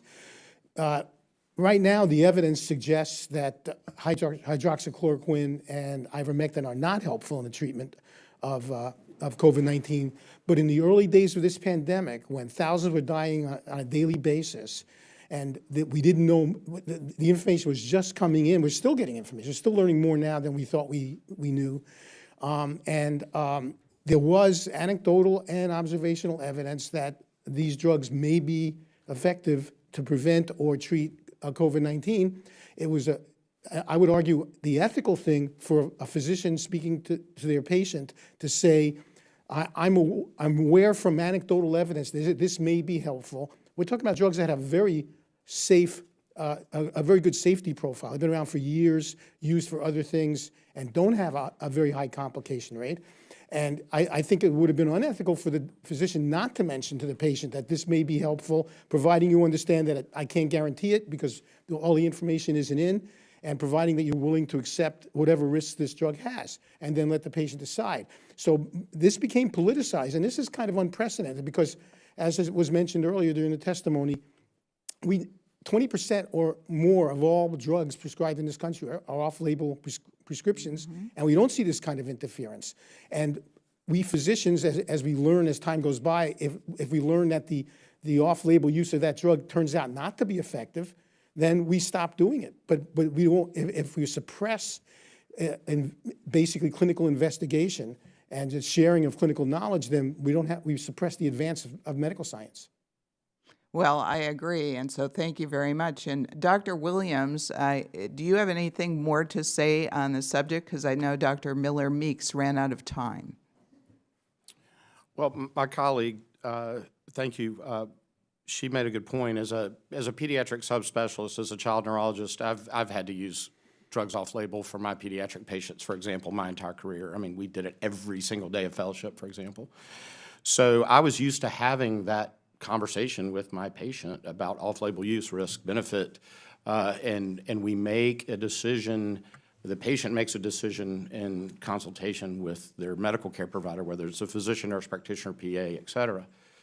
So that's part of that sacred relationship that we're here talking about today. And also, I would ask everyone to keep in mind that early on, hydroxychloroquine had an EUA briefly for use. All right, well, thank you all again, and I ran out of time, so I yield back. I now recognize Mr. Garcia from California for 5 minutes of questions. Thank you, Mr. Chairman. I just do want to start just by pushing back against some of the Republican claims and some from my colleagues that these abortion bans that are completely extreme and out of step are outside the scope of this hearing. Now, to use their own words, this hearing is about a, quote, one-size-fits-all protocols promoted by politicians that eliminate the decision-making power of patients and physicians, end quote. Now, we know that abortion bans have deprived women in 22 states of access to abortion and criminalized doctors seeking to provide the highest quality care to their patients. They have assaulted the reproductive freedom and bodily autonomy for more than 25 million people. House Republicans advanced these bans before the pandemic, during the pandemic, and continue to do so this day. So with all due respect, I disagree, and I think it's critical that we ensure this hearing addresses the doctor-patient relationship, especially when it comes to abortion bans. Now, today we're also, unfortunately, enabling extremists who claim that masks are child abuse and that vaccines don't work. It's appalling, it's embarrassing, and it's endangering American lives. Now, the House Republicans have built an entire platform around controlling women's bodies, banning health care for LGBTQ plus people, and putting corporate profits over the health of everyday Americans. As a committee, we should be coming together to protect public health and fighting to make medical care more accessible for all Americans. But instead, House Republicans are working to undermine the doctor-patient relationship and push essential health care out of reach for women, LGBTQ plus people, low-income Americans, and seniors. Now, the truth is most doctors and medical professionals continue to support common sense guidelines about pandemic response, just like they overwhelmingly support access to abortion, gender-affirming care, and HIV prevention. But right now, Republican leaders are working overtime to restrict every single one of these things, even over the explicit protests of doctors, patients, and medical experts. Now, over 20 Republican-led state legislatures have criminalized health care for LGBTQ plus people, forcing families to travel hundreds of miles and even flee their communities to access life-saving, medically recommended care. And it's also estimated that nearly 400,000 transgender adults live in states that are considering legislation to ban health care that they actually depend on. This is almost 500,000 Americans. And this doesn't stop at trans people or the broader LGBTQ plus community and their families. Far-right leaders are so desperate to continue their attacks on LGBTQ plus Americans that they're targeting critical medication that prevents the transmission of HIV. In March, an extreme Republican-appointed judge in Texas struck down the Affordable Care Act's free preventative services requirement, all because of a culture war vendetta against the very existence of gay people. And I know this because I, myself, am part of the community. Now, Mr. Chairman, medical providers are pulling out of already underserved communities in Republican-led states explicitly because these policies infringe on their ability to care for patients. Doctors are being threatened with legal action for simply providing safe, effective, and medically necessary health care, all because extremist points of view have decided their top priority should be interfering with people's most personal medical decisions and the doctor-patient relationship. Dr. Shane, I want to ask you, given your perspective as an expert in infectious diseases, I want to ask you about the importance of accurate science-based public health information. First of all, how important is it for government institutions to provide patients and physicians with clear and consistent public health information, especially during an ongoing pandemic? Thank you for the question, Representative Garcia. It is absolutely critically important that information is available, that it is accessible, that it is interpreted and communicated to families and patients. And is it fair to say the overwhelming majority of physicians, including infectious disease doctors that you're representing today, supported efforts to get Americans vaccinated? Absolutely, yes, we do. And I want to add also, I was mayor of my city for 8 years. We have our own health department. We don't use the county system. We run one of the largest health departments in the state of California, and we pushed to get everyone vaccinated. And that was on the advice of the overwhelming majority of doctors. So I want to thank you, Dr. Shane, for being part of the medical community that actually worked to save lives, not to try to cause disinformation that actually got people killed during the pandemic. I want to also ask you, are individuals, including political leaders, who spread misinformation about vaccines endangering public health and costing American lives? Thank you for the question. Yes, unfortunately, when misinformation is spread, that has tremendous adverse effects that impact not only the individual, but the entire community. Thank you. And I want to, again, add that it's really unfortunate that we continue to push vaccine hesitancy, not just on this committee, but across the country. And with that, Mr. Chairman, I yield back. I now recognize Mr. Cloud from Texas for 5 minutes of questions. Thank you, and I want to thank you all for being here. Often it's said that we're the home of the free because of the brave, and certainly our minds go to our soldiers and veterans when we hear that, and rightfully so. But as I've traveled my district in the country, I often remind people that we only save our nation when everybody in every walk of life stands up and is courageous. And so I want to thank you for being here in spite of some of the concerns that have been mentioned that's going on with doctors being ostracized and losing licenses and all those different kind of things. I'm concerned about a trend that we've seen recently in healthcare where we go from America being the envy of the world when it comes to healthcare system, bringing innovations to the world, doing all these different kind of things. And sure, it's not a perfect system, but we certainly led the world in it to where we've seen recently a kind of massive consolidation of power. And then that has also been a part of this separation between the doctor and patient. Obamacare being a big part of this, and to where we see more people on health insurance rolls and less people actually getting health care. And so it was great for the profits of the health insurance companies, not so great for the patient. And then COVID pandemic and our response to it, exacerbating that in a sense. And you've touched on a number of those things in the past, but truly the pandemic made this situation worse. We saw people silenced, we saw people dissented. I know of public health officials that were out there spouting the CDC official lines, but then had a closet full of hydroxychloroquine or ivermectin for their own patients. I know of pharmacists that's been mentioned that wouldn't fill doctor prescriptions. I was in much of my district's role, and there were hospitals that stopped doing surgeries even though there's not one single case of COVID in their district.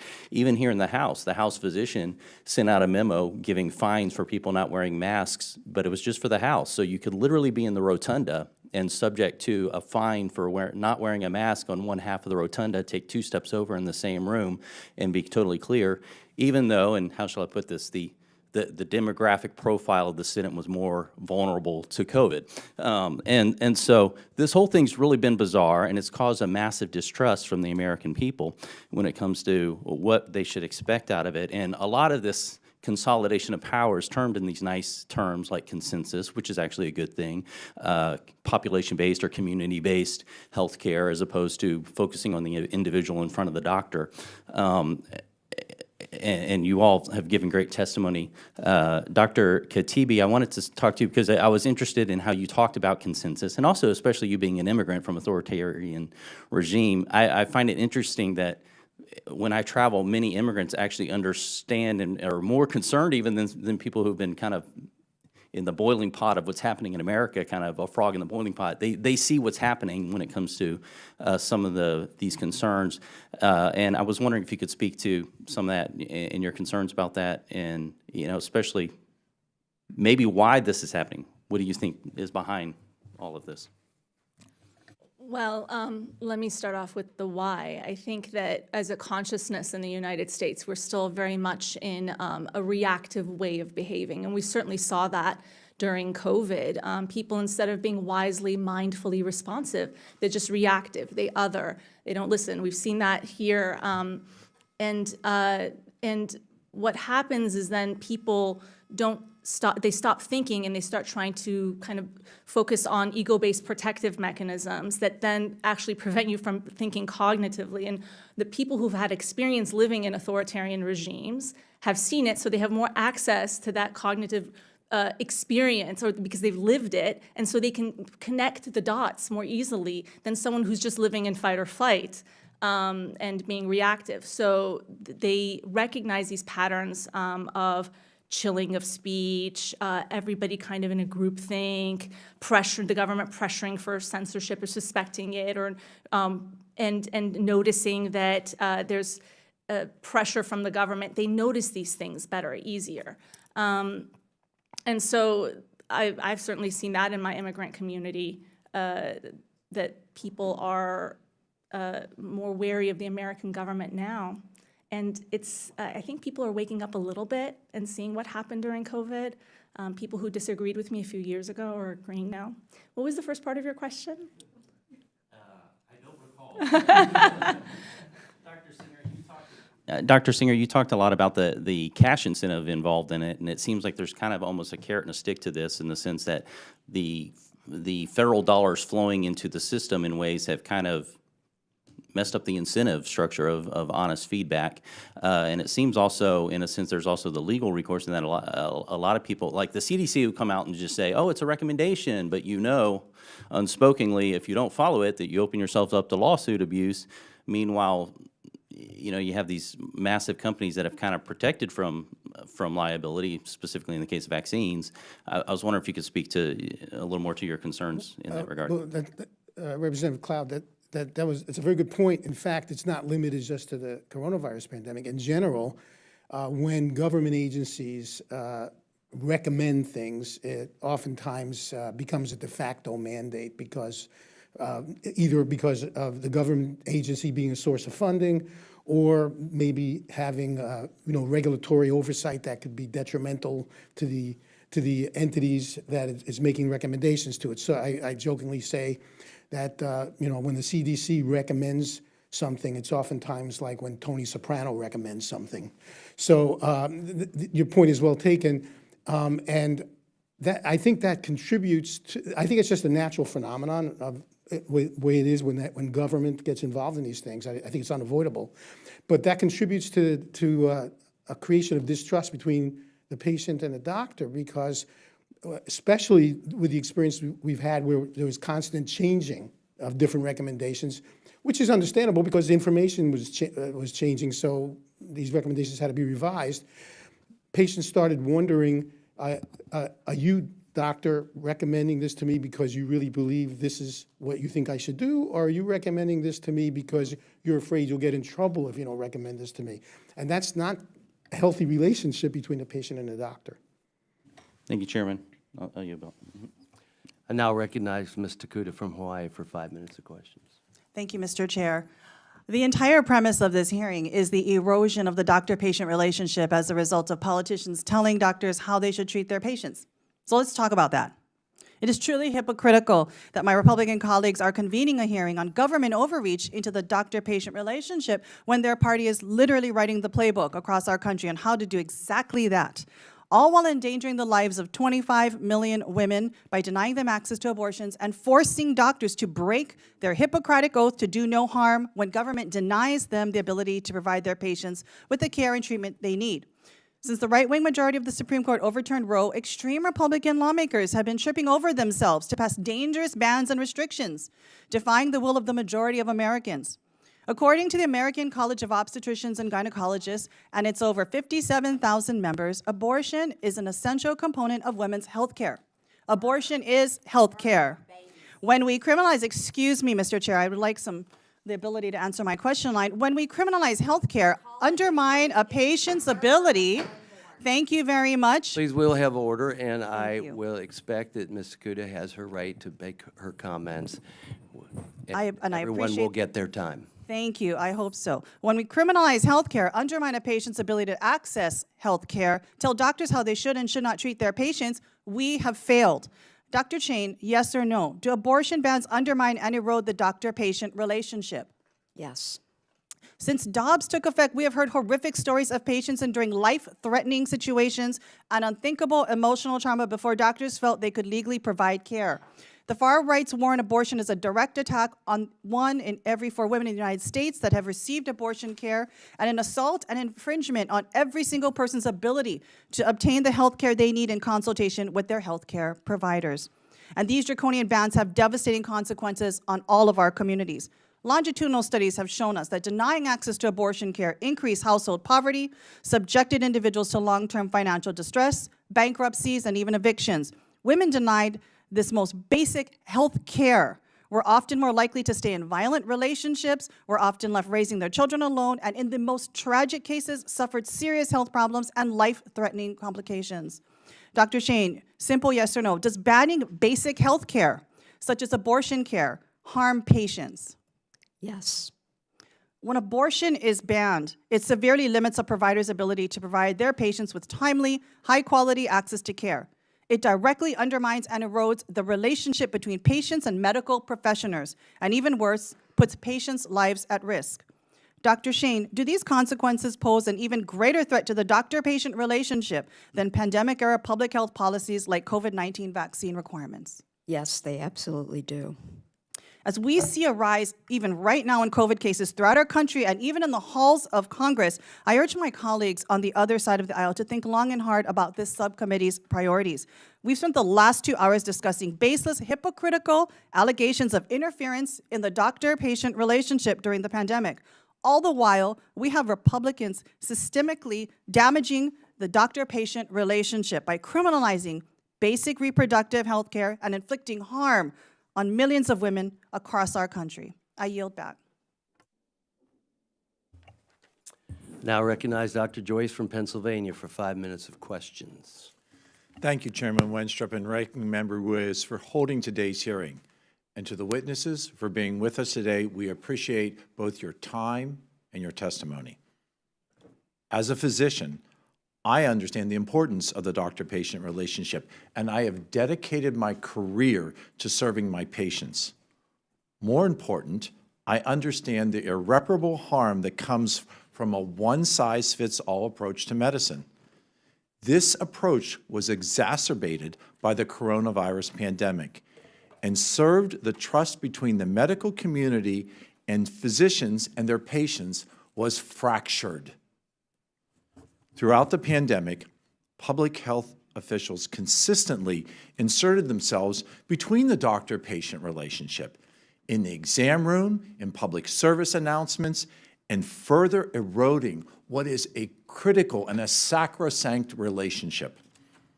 Physicians' feet were often dangled above the fire if they didn't comply with the questionable COVID-era policies, with vaccine mandates.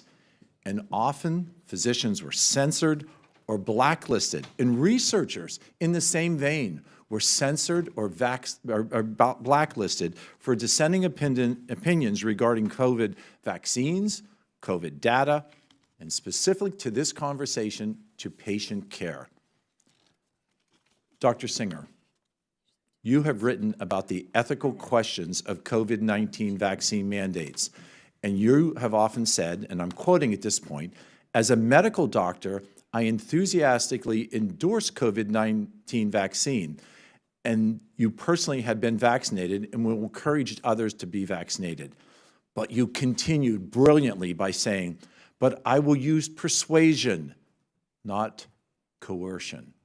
Your words. Dr. Singer, do you believe that vaccine mandates without exemption are incompatible with the Hippocratic Oath or the tenets of the basic doctor-patient relationship? Representative Joyce, Dr. Joyce, yes, I do. I think that I think it's actually, you have no right to force someone to be vaccinated. Obviously, I believe that the vaccines saved hundreds of thousands of lives, and I got vaccinated. I got the first 2 shots, and I got the booster shortly thereafter, and I'm glad I did. But my role is to recommend to people, not to force people, not to compel people. In addition, there are some people who have very good reasons to not be vaccinated. They may have allergies, they may have already had COVID, and they have natural immunity, and they're concerned about getting a reaction to a vaccine that's of a new technology and hadn't been subjected to clinical trials because it was an emergency use authorization. These are not unreasonable concerns. I need to respect those concerns. I do need to qualify that, and that doesn't mean that private organizations don't have the right to have requirements. For example, if passenger cruise ships said that we will only take you on our tour if you're vaccinated, they're a private business, a private entity, and they have every right to set the terms by which they're going to allow people to come on their ship. It also might make business sense for them. Let's continue this discussion, and I appreciate your candor. As you know, the CDC just recommended the booster to all Americans over the age of 6 months. Can you expound on this recommendation as well as your view regarding the booster? Well, based upon my understanding of this, I think the United States is actually an outlier here. In the UK and most European countries, they're not recommending the booster to anyone under the age of 65 unless they're in a high-risk group. And then even over 65, they're recommending that you consult your physician and talk it over with your physician. And I'm with Dr. Paul Offit in this one, the director of the Children's Hospital of Philadelphia. When you have over 90%, maybe close to 100% of young children, you're talking about like 6-month-olds, who've already been exposed to the virus and have natural immunity, and they're among the lowest risk group from getting severely ill from COVID, then I don't see a justification for subjecting young, healthy people to yet another vaccine that does have, we're seeing, particularly in young people, some complications such as myocarditis. Unless, again, you have to individualize. You could have a young child that is immune compromised, has leukemia, something like that. It's a different story. But in general, as a general rule, I don't advocate it. Finally, very simply, do you feel that vaccine mandates facilitate fracturing the patient-doctor relationship? I think mandating does, because first of all, it's a natural tendency for people to recoil when they're mandated, even if what's being mandated is actually a good idea. People don't like being told they have to do things.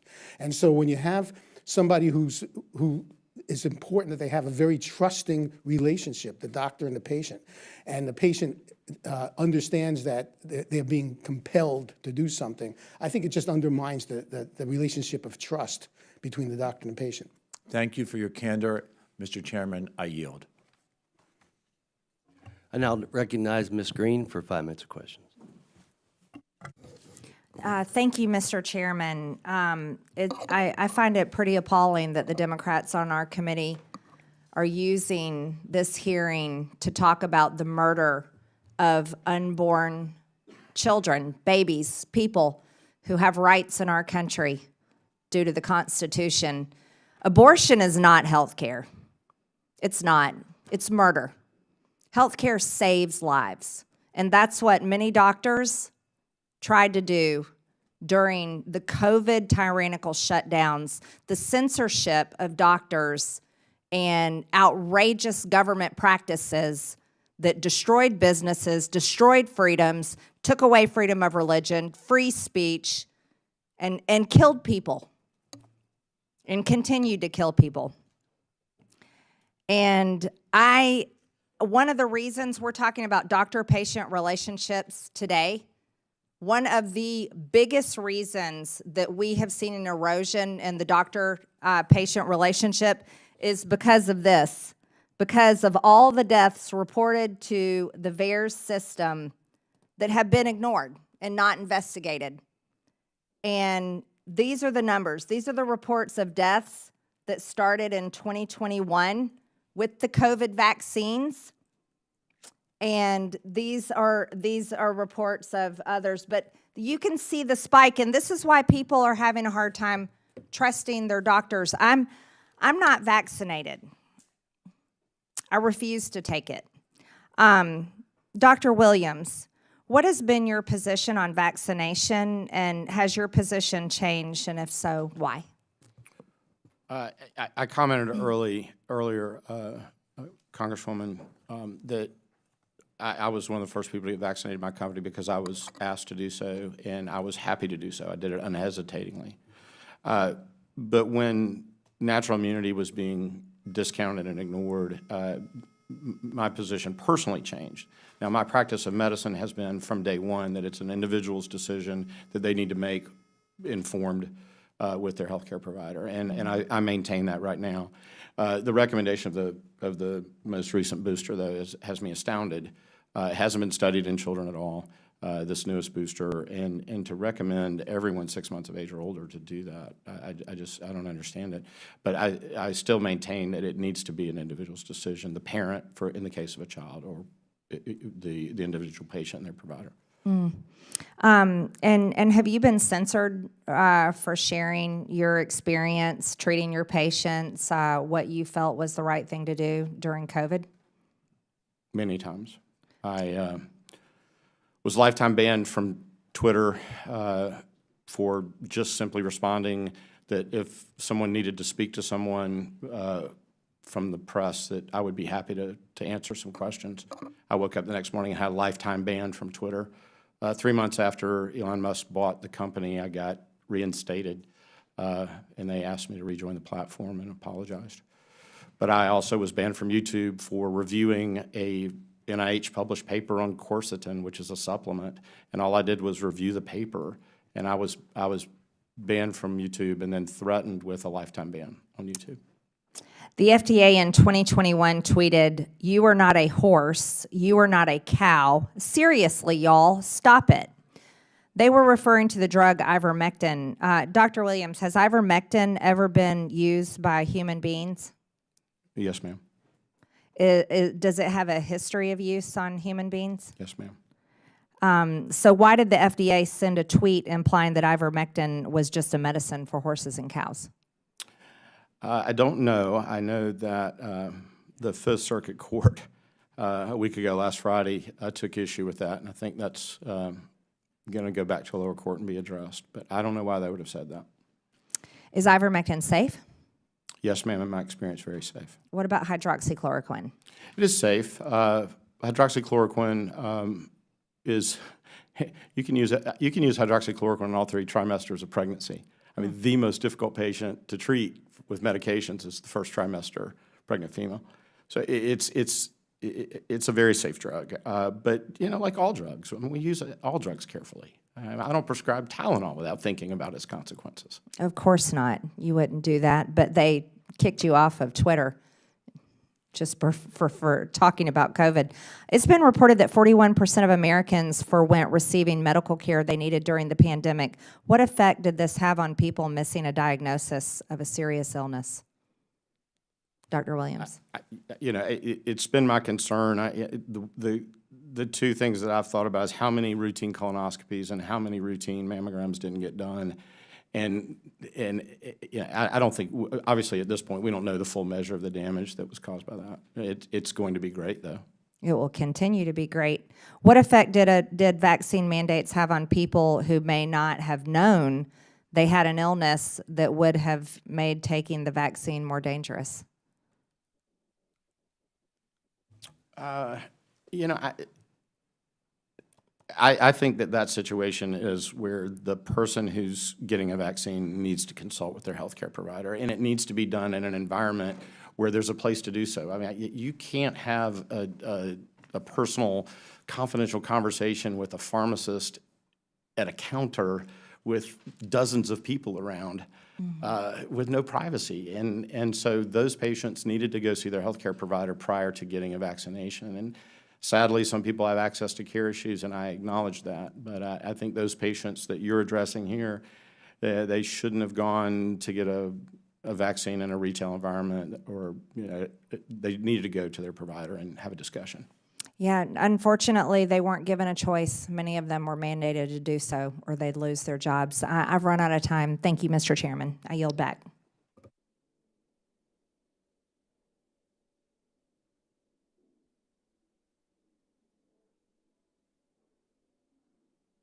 Normally at this time, we have an opportunity for the ranking member to make a closing statement and then the chair to make a closing statement. He won't be here, so I will go ahead and make a closing statement. And I just want to start with one thing. Dr. Shane, I appreciate what you said about access to care.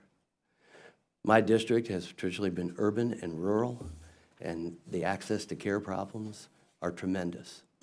And I will say that at the end of 2020, we did get into law in a bipartisan fashion 1,000 new residency programs with 25% earmarked for rural, which hopefully will help address exactly what you're talking about. Today was about the doctor-patient relationship. And I just want to say that I said early on, and I said it to the previous administration, and I try to say it to this administration. America needs to be hearing from the doctors who are treating COVID patients, not the politician, not the person in the lab.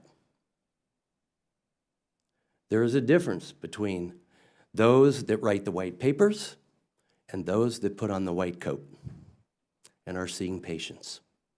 Those experiences are real, those are real people, and it's not just on paper. And it makes a huge difference in the delivery of care and public health in the United States of America. I wondered today where our Surgeon General is in a conversation. I remember when I was young, C. Everett Koop, everyone knew who C. Everett Koop was. And we heard from C. Everett Koop. And when he spoke, he talked about why. And he had some bedside manner, which doesn't exist. You talk about vaccine hesitancy. It doesn't help when a political candidate says, well, if it comes up under Trump, I ain't taking it. Right? And at the same time, see comments, and these are quotes from the president. If you're vaccinated, you're not going to the hospital, you're not going to be in the ICU unit, and you're not going to die. What I said from the very beginning, following the trials very closely, one, I applaud the trials because normally you get between 8,000 and 10,000 patients in a trial. This had 30,000 to 40,000 brave Americans that got in these trials. And what we learned was not always what was related to the American people. What we learned was that there are certain people that are very vulnerable to dying from COVID, and that many of those very vulnerable people did not get as sick, were not hospitalized, and may not have died. That wasn't everybody, but that was the tendency. That's the discussion you have with your patient. You know, and then we see, you know, the shocking headline that there's a variant. That's not new. There's always variants. Why weren't we saying from the very beginning? By the way, there'll probably be variants to this because there usually are. We missed the vote. I mean, I hear today that's talk about the physicians. The physicians recommended this. Which physicians? And only certain physicians with one mindset, unfortunately, while so many other physicians were silenced. And I heard today some say that, well, you didn't have to get it. We had to mandate it. We had to mandate it, but you didn't have to get it. Well, that's not true. Unless you wanted to lose your job, then you didn't have to get it. And that's the facts. I mean, there's a surgeon that I worked with at Walter Reed. She's being treated for breast cancer. And she was not against the vaccine, but her oncologist said, I don't think you should get that right now. I don't think you should get that right now because it may interfere with what we're trying to do, and the military would not accept that. And she was punished for that. She'll never get promoted. She had to get an attorney to fight this, to even stay in the Navy. You tell me this is right? You tell me there's no interference between the doctor-patient relationship and some people had a choice? You have to go through a heck of a battle to get your choice, I guess. on whether you get the vaccine or not. Every doctor here today spoke about the advantage of being able to use things off-label. In one case today, I think it was insinuated that that was negligent and not thought out. I don't know one doctor that's going to use something off-label that hasn't done their research to be able to defend why they're using something off-label. And I think every one of you would agree with that. Yet it was implied that people were being dangerous. They weren't. They absolutely weren't. What was dangerous is shutting them down. I had doctors call me, friends of mine, we had started practice around the same time, call me saying, I just got a call. From the pharmacy board telling me I'm going to lose my license if I do this. And I haven't harmed anybody. I've only helped people. But I got a couple of kids, I got to get through college. I said, do you want to come and testify that? No, no, because I know what will happen to me. These are facts that America needs to know about, that has been taking place in our government.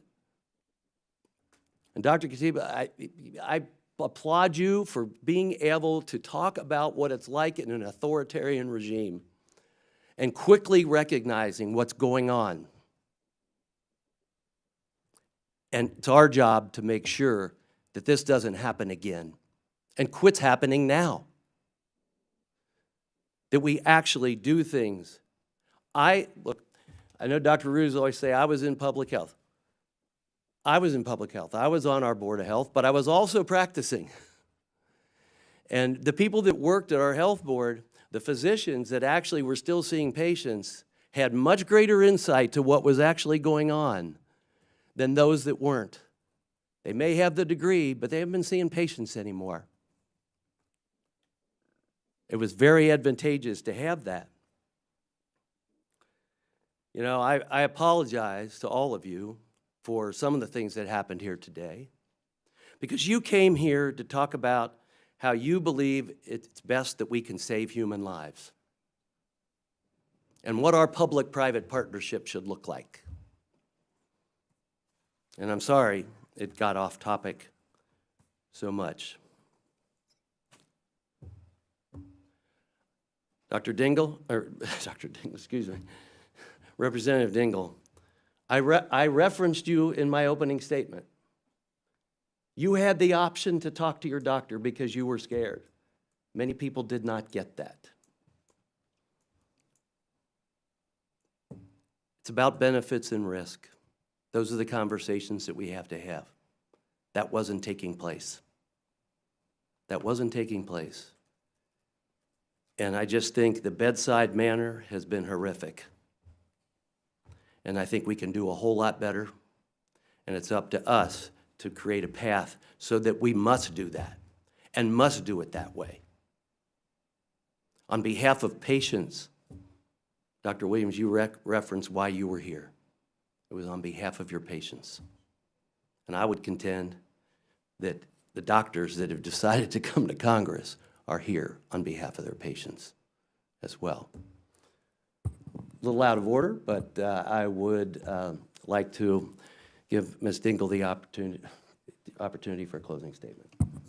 So I just want to say that as we do close, that I do think that the doctor-patient relationship is very important. And I think that, quite frankly, as we talk about COVID-19, in so many ways it shined a light on problems that we have in the supply chain and emergency preparedness. We had a problem before the COVID, and we have a problem after COVID, which is really not over, just for the record. But that people, not everybody is as lucky as we are to have access to a doctor. There are too many people that don't have access to a doctor or have a family practice doctor. And like yesterday, I was in a meeting with a number of different areas of medicine, and it's stunning when you learn the number of, there are 5,000 infectious disease doctors in the country. period. And fewer people are going into it. And when you talk to the neurosurgeons and when you go to each of the specialties, it's terrifying. So we gotta work on making people want to go into healthcare, and how do we work together to give everybody to have the access that we do. And, unfortunately, the reason that I had access to an infectious disease doctor, I talked to doctors here, but the infectious disease was because I got osteomyelitis during the pandemic and waited too long, and the doctor told me when I was in the operating room, people die when you get to the point that you get to. So I don't want that to happen to people either. So we want them to be able to have a doctor, to be able to go to the doctor. And I think it's a crisis that we have in this country, that there are too many people that don't have access to health care, period. So, I could always ask you to join my fight for Medicare for all, but we won't do that right now. I do want to push back against some of the misrepresentation that was made today, that the courts have decided that the FDA inappropriately overreached into a physician's ability to prescribe ivermectin to treat COVID-19 patients. While the Fifth Circuit Court has recently ruled to allow a lawsuit involving the FDA's public communications about ivermectin to proceed, this does not mean that the federal government subverted physician autonomy. It also does not change federal health agencies' current science-based guidance that ivermectin is not an effective treatment for COVID-19. Beginning in August 2021, the FDA has publicly discouraged the use of this to treat COVID-19 on social media and its website by promoting public awareness that it's not authorized or approved as a COVID-19 treatment. The currently available data shows that it does not show it is effective at preventing or treating COVID-19, and that taking large doses of it is dangerous. But your care provider can knowingly write a prescription. In these public materials, FDA also states, quote, if your healthcare provider writes you an ivermectin prescription, fill it through a legitimate source, such as a pharmacy, and take it exactly as prescribed. In court, the federal government has represented that the FDA explicitly recognizes that doctors do have the authority to prescribe ivermectin to treat COVID, and the FDA is clearly acknowledging that doctors have the authority to prescribe it, to treat COVID-19. This is because the FDA determines which drugs are allowed to be marketed as a treatment for a specific indication, but doesn't regulate how physicians prescribe approved drugs, which we talked a lot about today. And, there are a lot of alternative off labels, and every time somebody talked about it, I keep thinking about diabetes medicine that's being used right now for weight loss, and won't comment on that either, but that's a very obvious use that everybody in the country knows about right now. I just think I want to work with you to make sure that every person has access. I think these are complicated times. When this all started, we didn't know the answers. I'm not old, but I'm seasoned, and I remember the sugar cube and the panic in this country about polio. I was the generation after, let's just remember when the sugar cube did come. But, you had to get it to go to school. You had to have that. And what we have to do, and I've said this to you before, we got to work together. I want to work to make sure that every patient has the opportunity to have a relationship with the doctor that can know and treat the total patient. And I don't want to undermine people's confidence in public health. And there are a lot of public health scares right now. And I'll never take a flu shot, but that doesn't mean that a whole lot of other people shouldn't have a flu shot. And we got to help talk to people about why maybe they shouldn't take something, but why it benefits most of the population. So I hope, as I've said to you before, I want to work with you together on that, Mr. Chairman, and I think it's important. So thank you as we close this hearing. I thank you, and I'll offer an invitation to you to support me in our path to being the healthiest nation on the planet. That's what we should be after. Too often, we just talk about what insurance plan you have. How about we work on being the healthiest nation on the planet? But, you know, I want to thank all of our witnesses here today. This to me is, I'm passionate about this as a physician, obviously. It's important that this committee, this subcommittee, held today's hearing to better understand the sacred doctor-patient relationship and the effects of the interaction of the government getting involved with that relationship. And I think that we can have a better path forward in the future if we really listen to what has taken place and do better going into the future. We, as doctors, we know the importance of holding a patient's hand and patting them on the back to let them know that we're there and that we care for them. And when you're told you have to go get a shot in your arm, regardless of what it is, and no conversation with the physician that you know and trust, and you get it at the pharmacy or you get it from the National Guard or whatever the case may be, let there be at least the opportunity for a discussion with your physician. We can't let ideology replace medical science. To me, it's a new twist on government overreach. It's no secret. Democrats are for larger government, Republicans are for smaller government. Okay. But how far are we going to take this? And we want to know it's in the best interests of the patients overall, and that's where we're going. We saw natural immunity ignored. We really quit talking about convalescent plasma, which early on, I saw patients in my hometown. I saw people lining up to give their blood that had COVID and donate their antibodies, basically, and other people get better. We didn't really talk about all of the above. And that, to me, is the problem. And that's what interfered between doctors and the patients. Anyway, I thank you all for being here today. It's important. This conversation is far from over, but I'm glad we had the opportunity to discuss it today. And with that, I close. And my final statement is, with that and without objection, all members will have 5 legislative days within which to submit materials and to submit additional written questions for the witnesses, which will be forwarded to the witness for their response.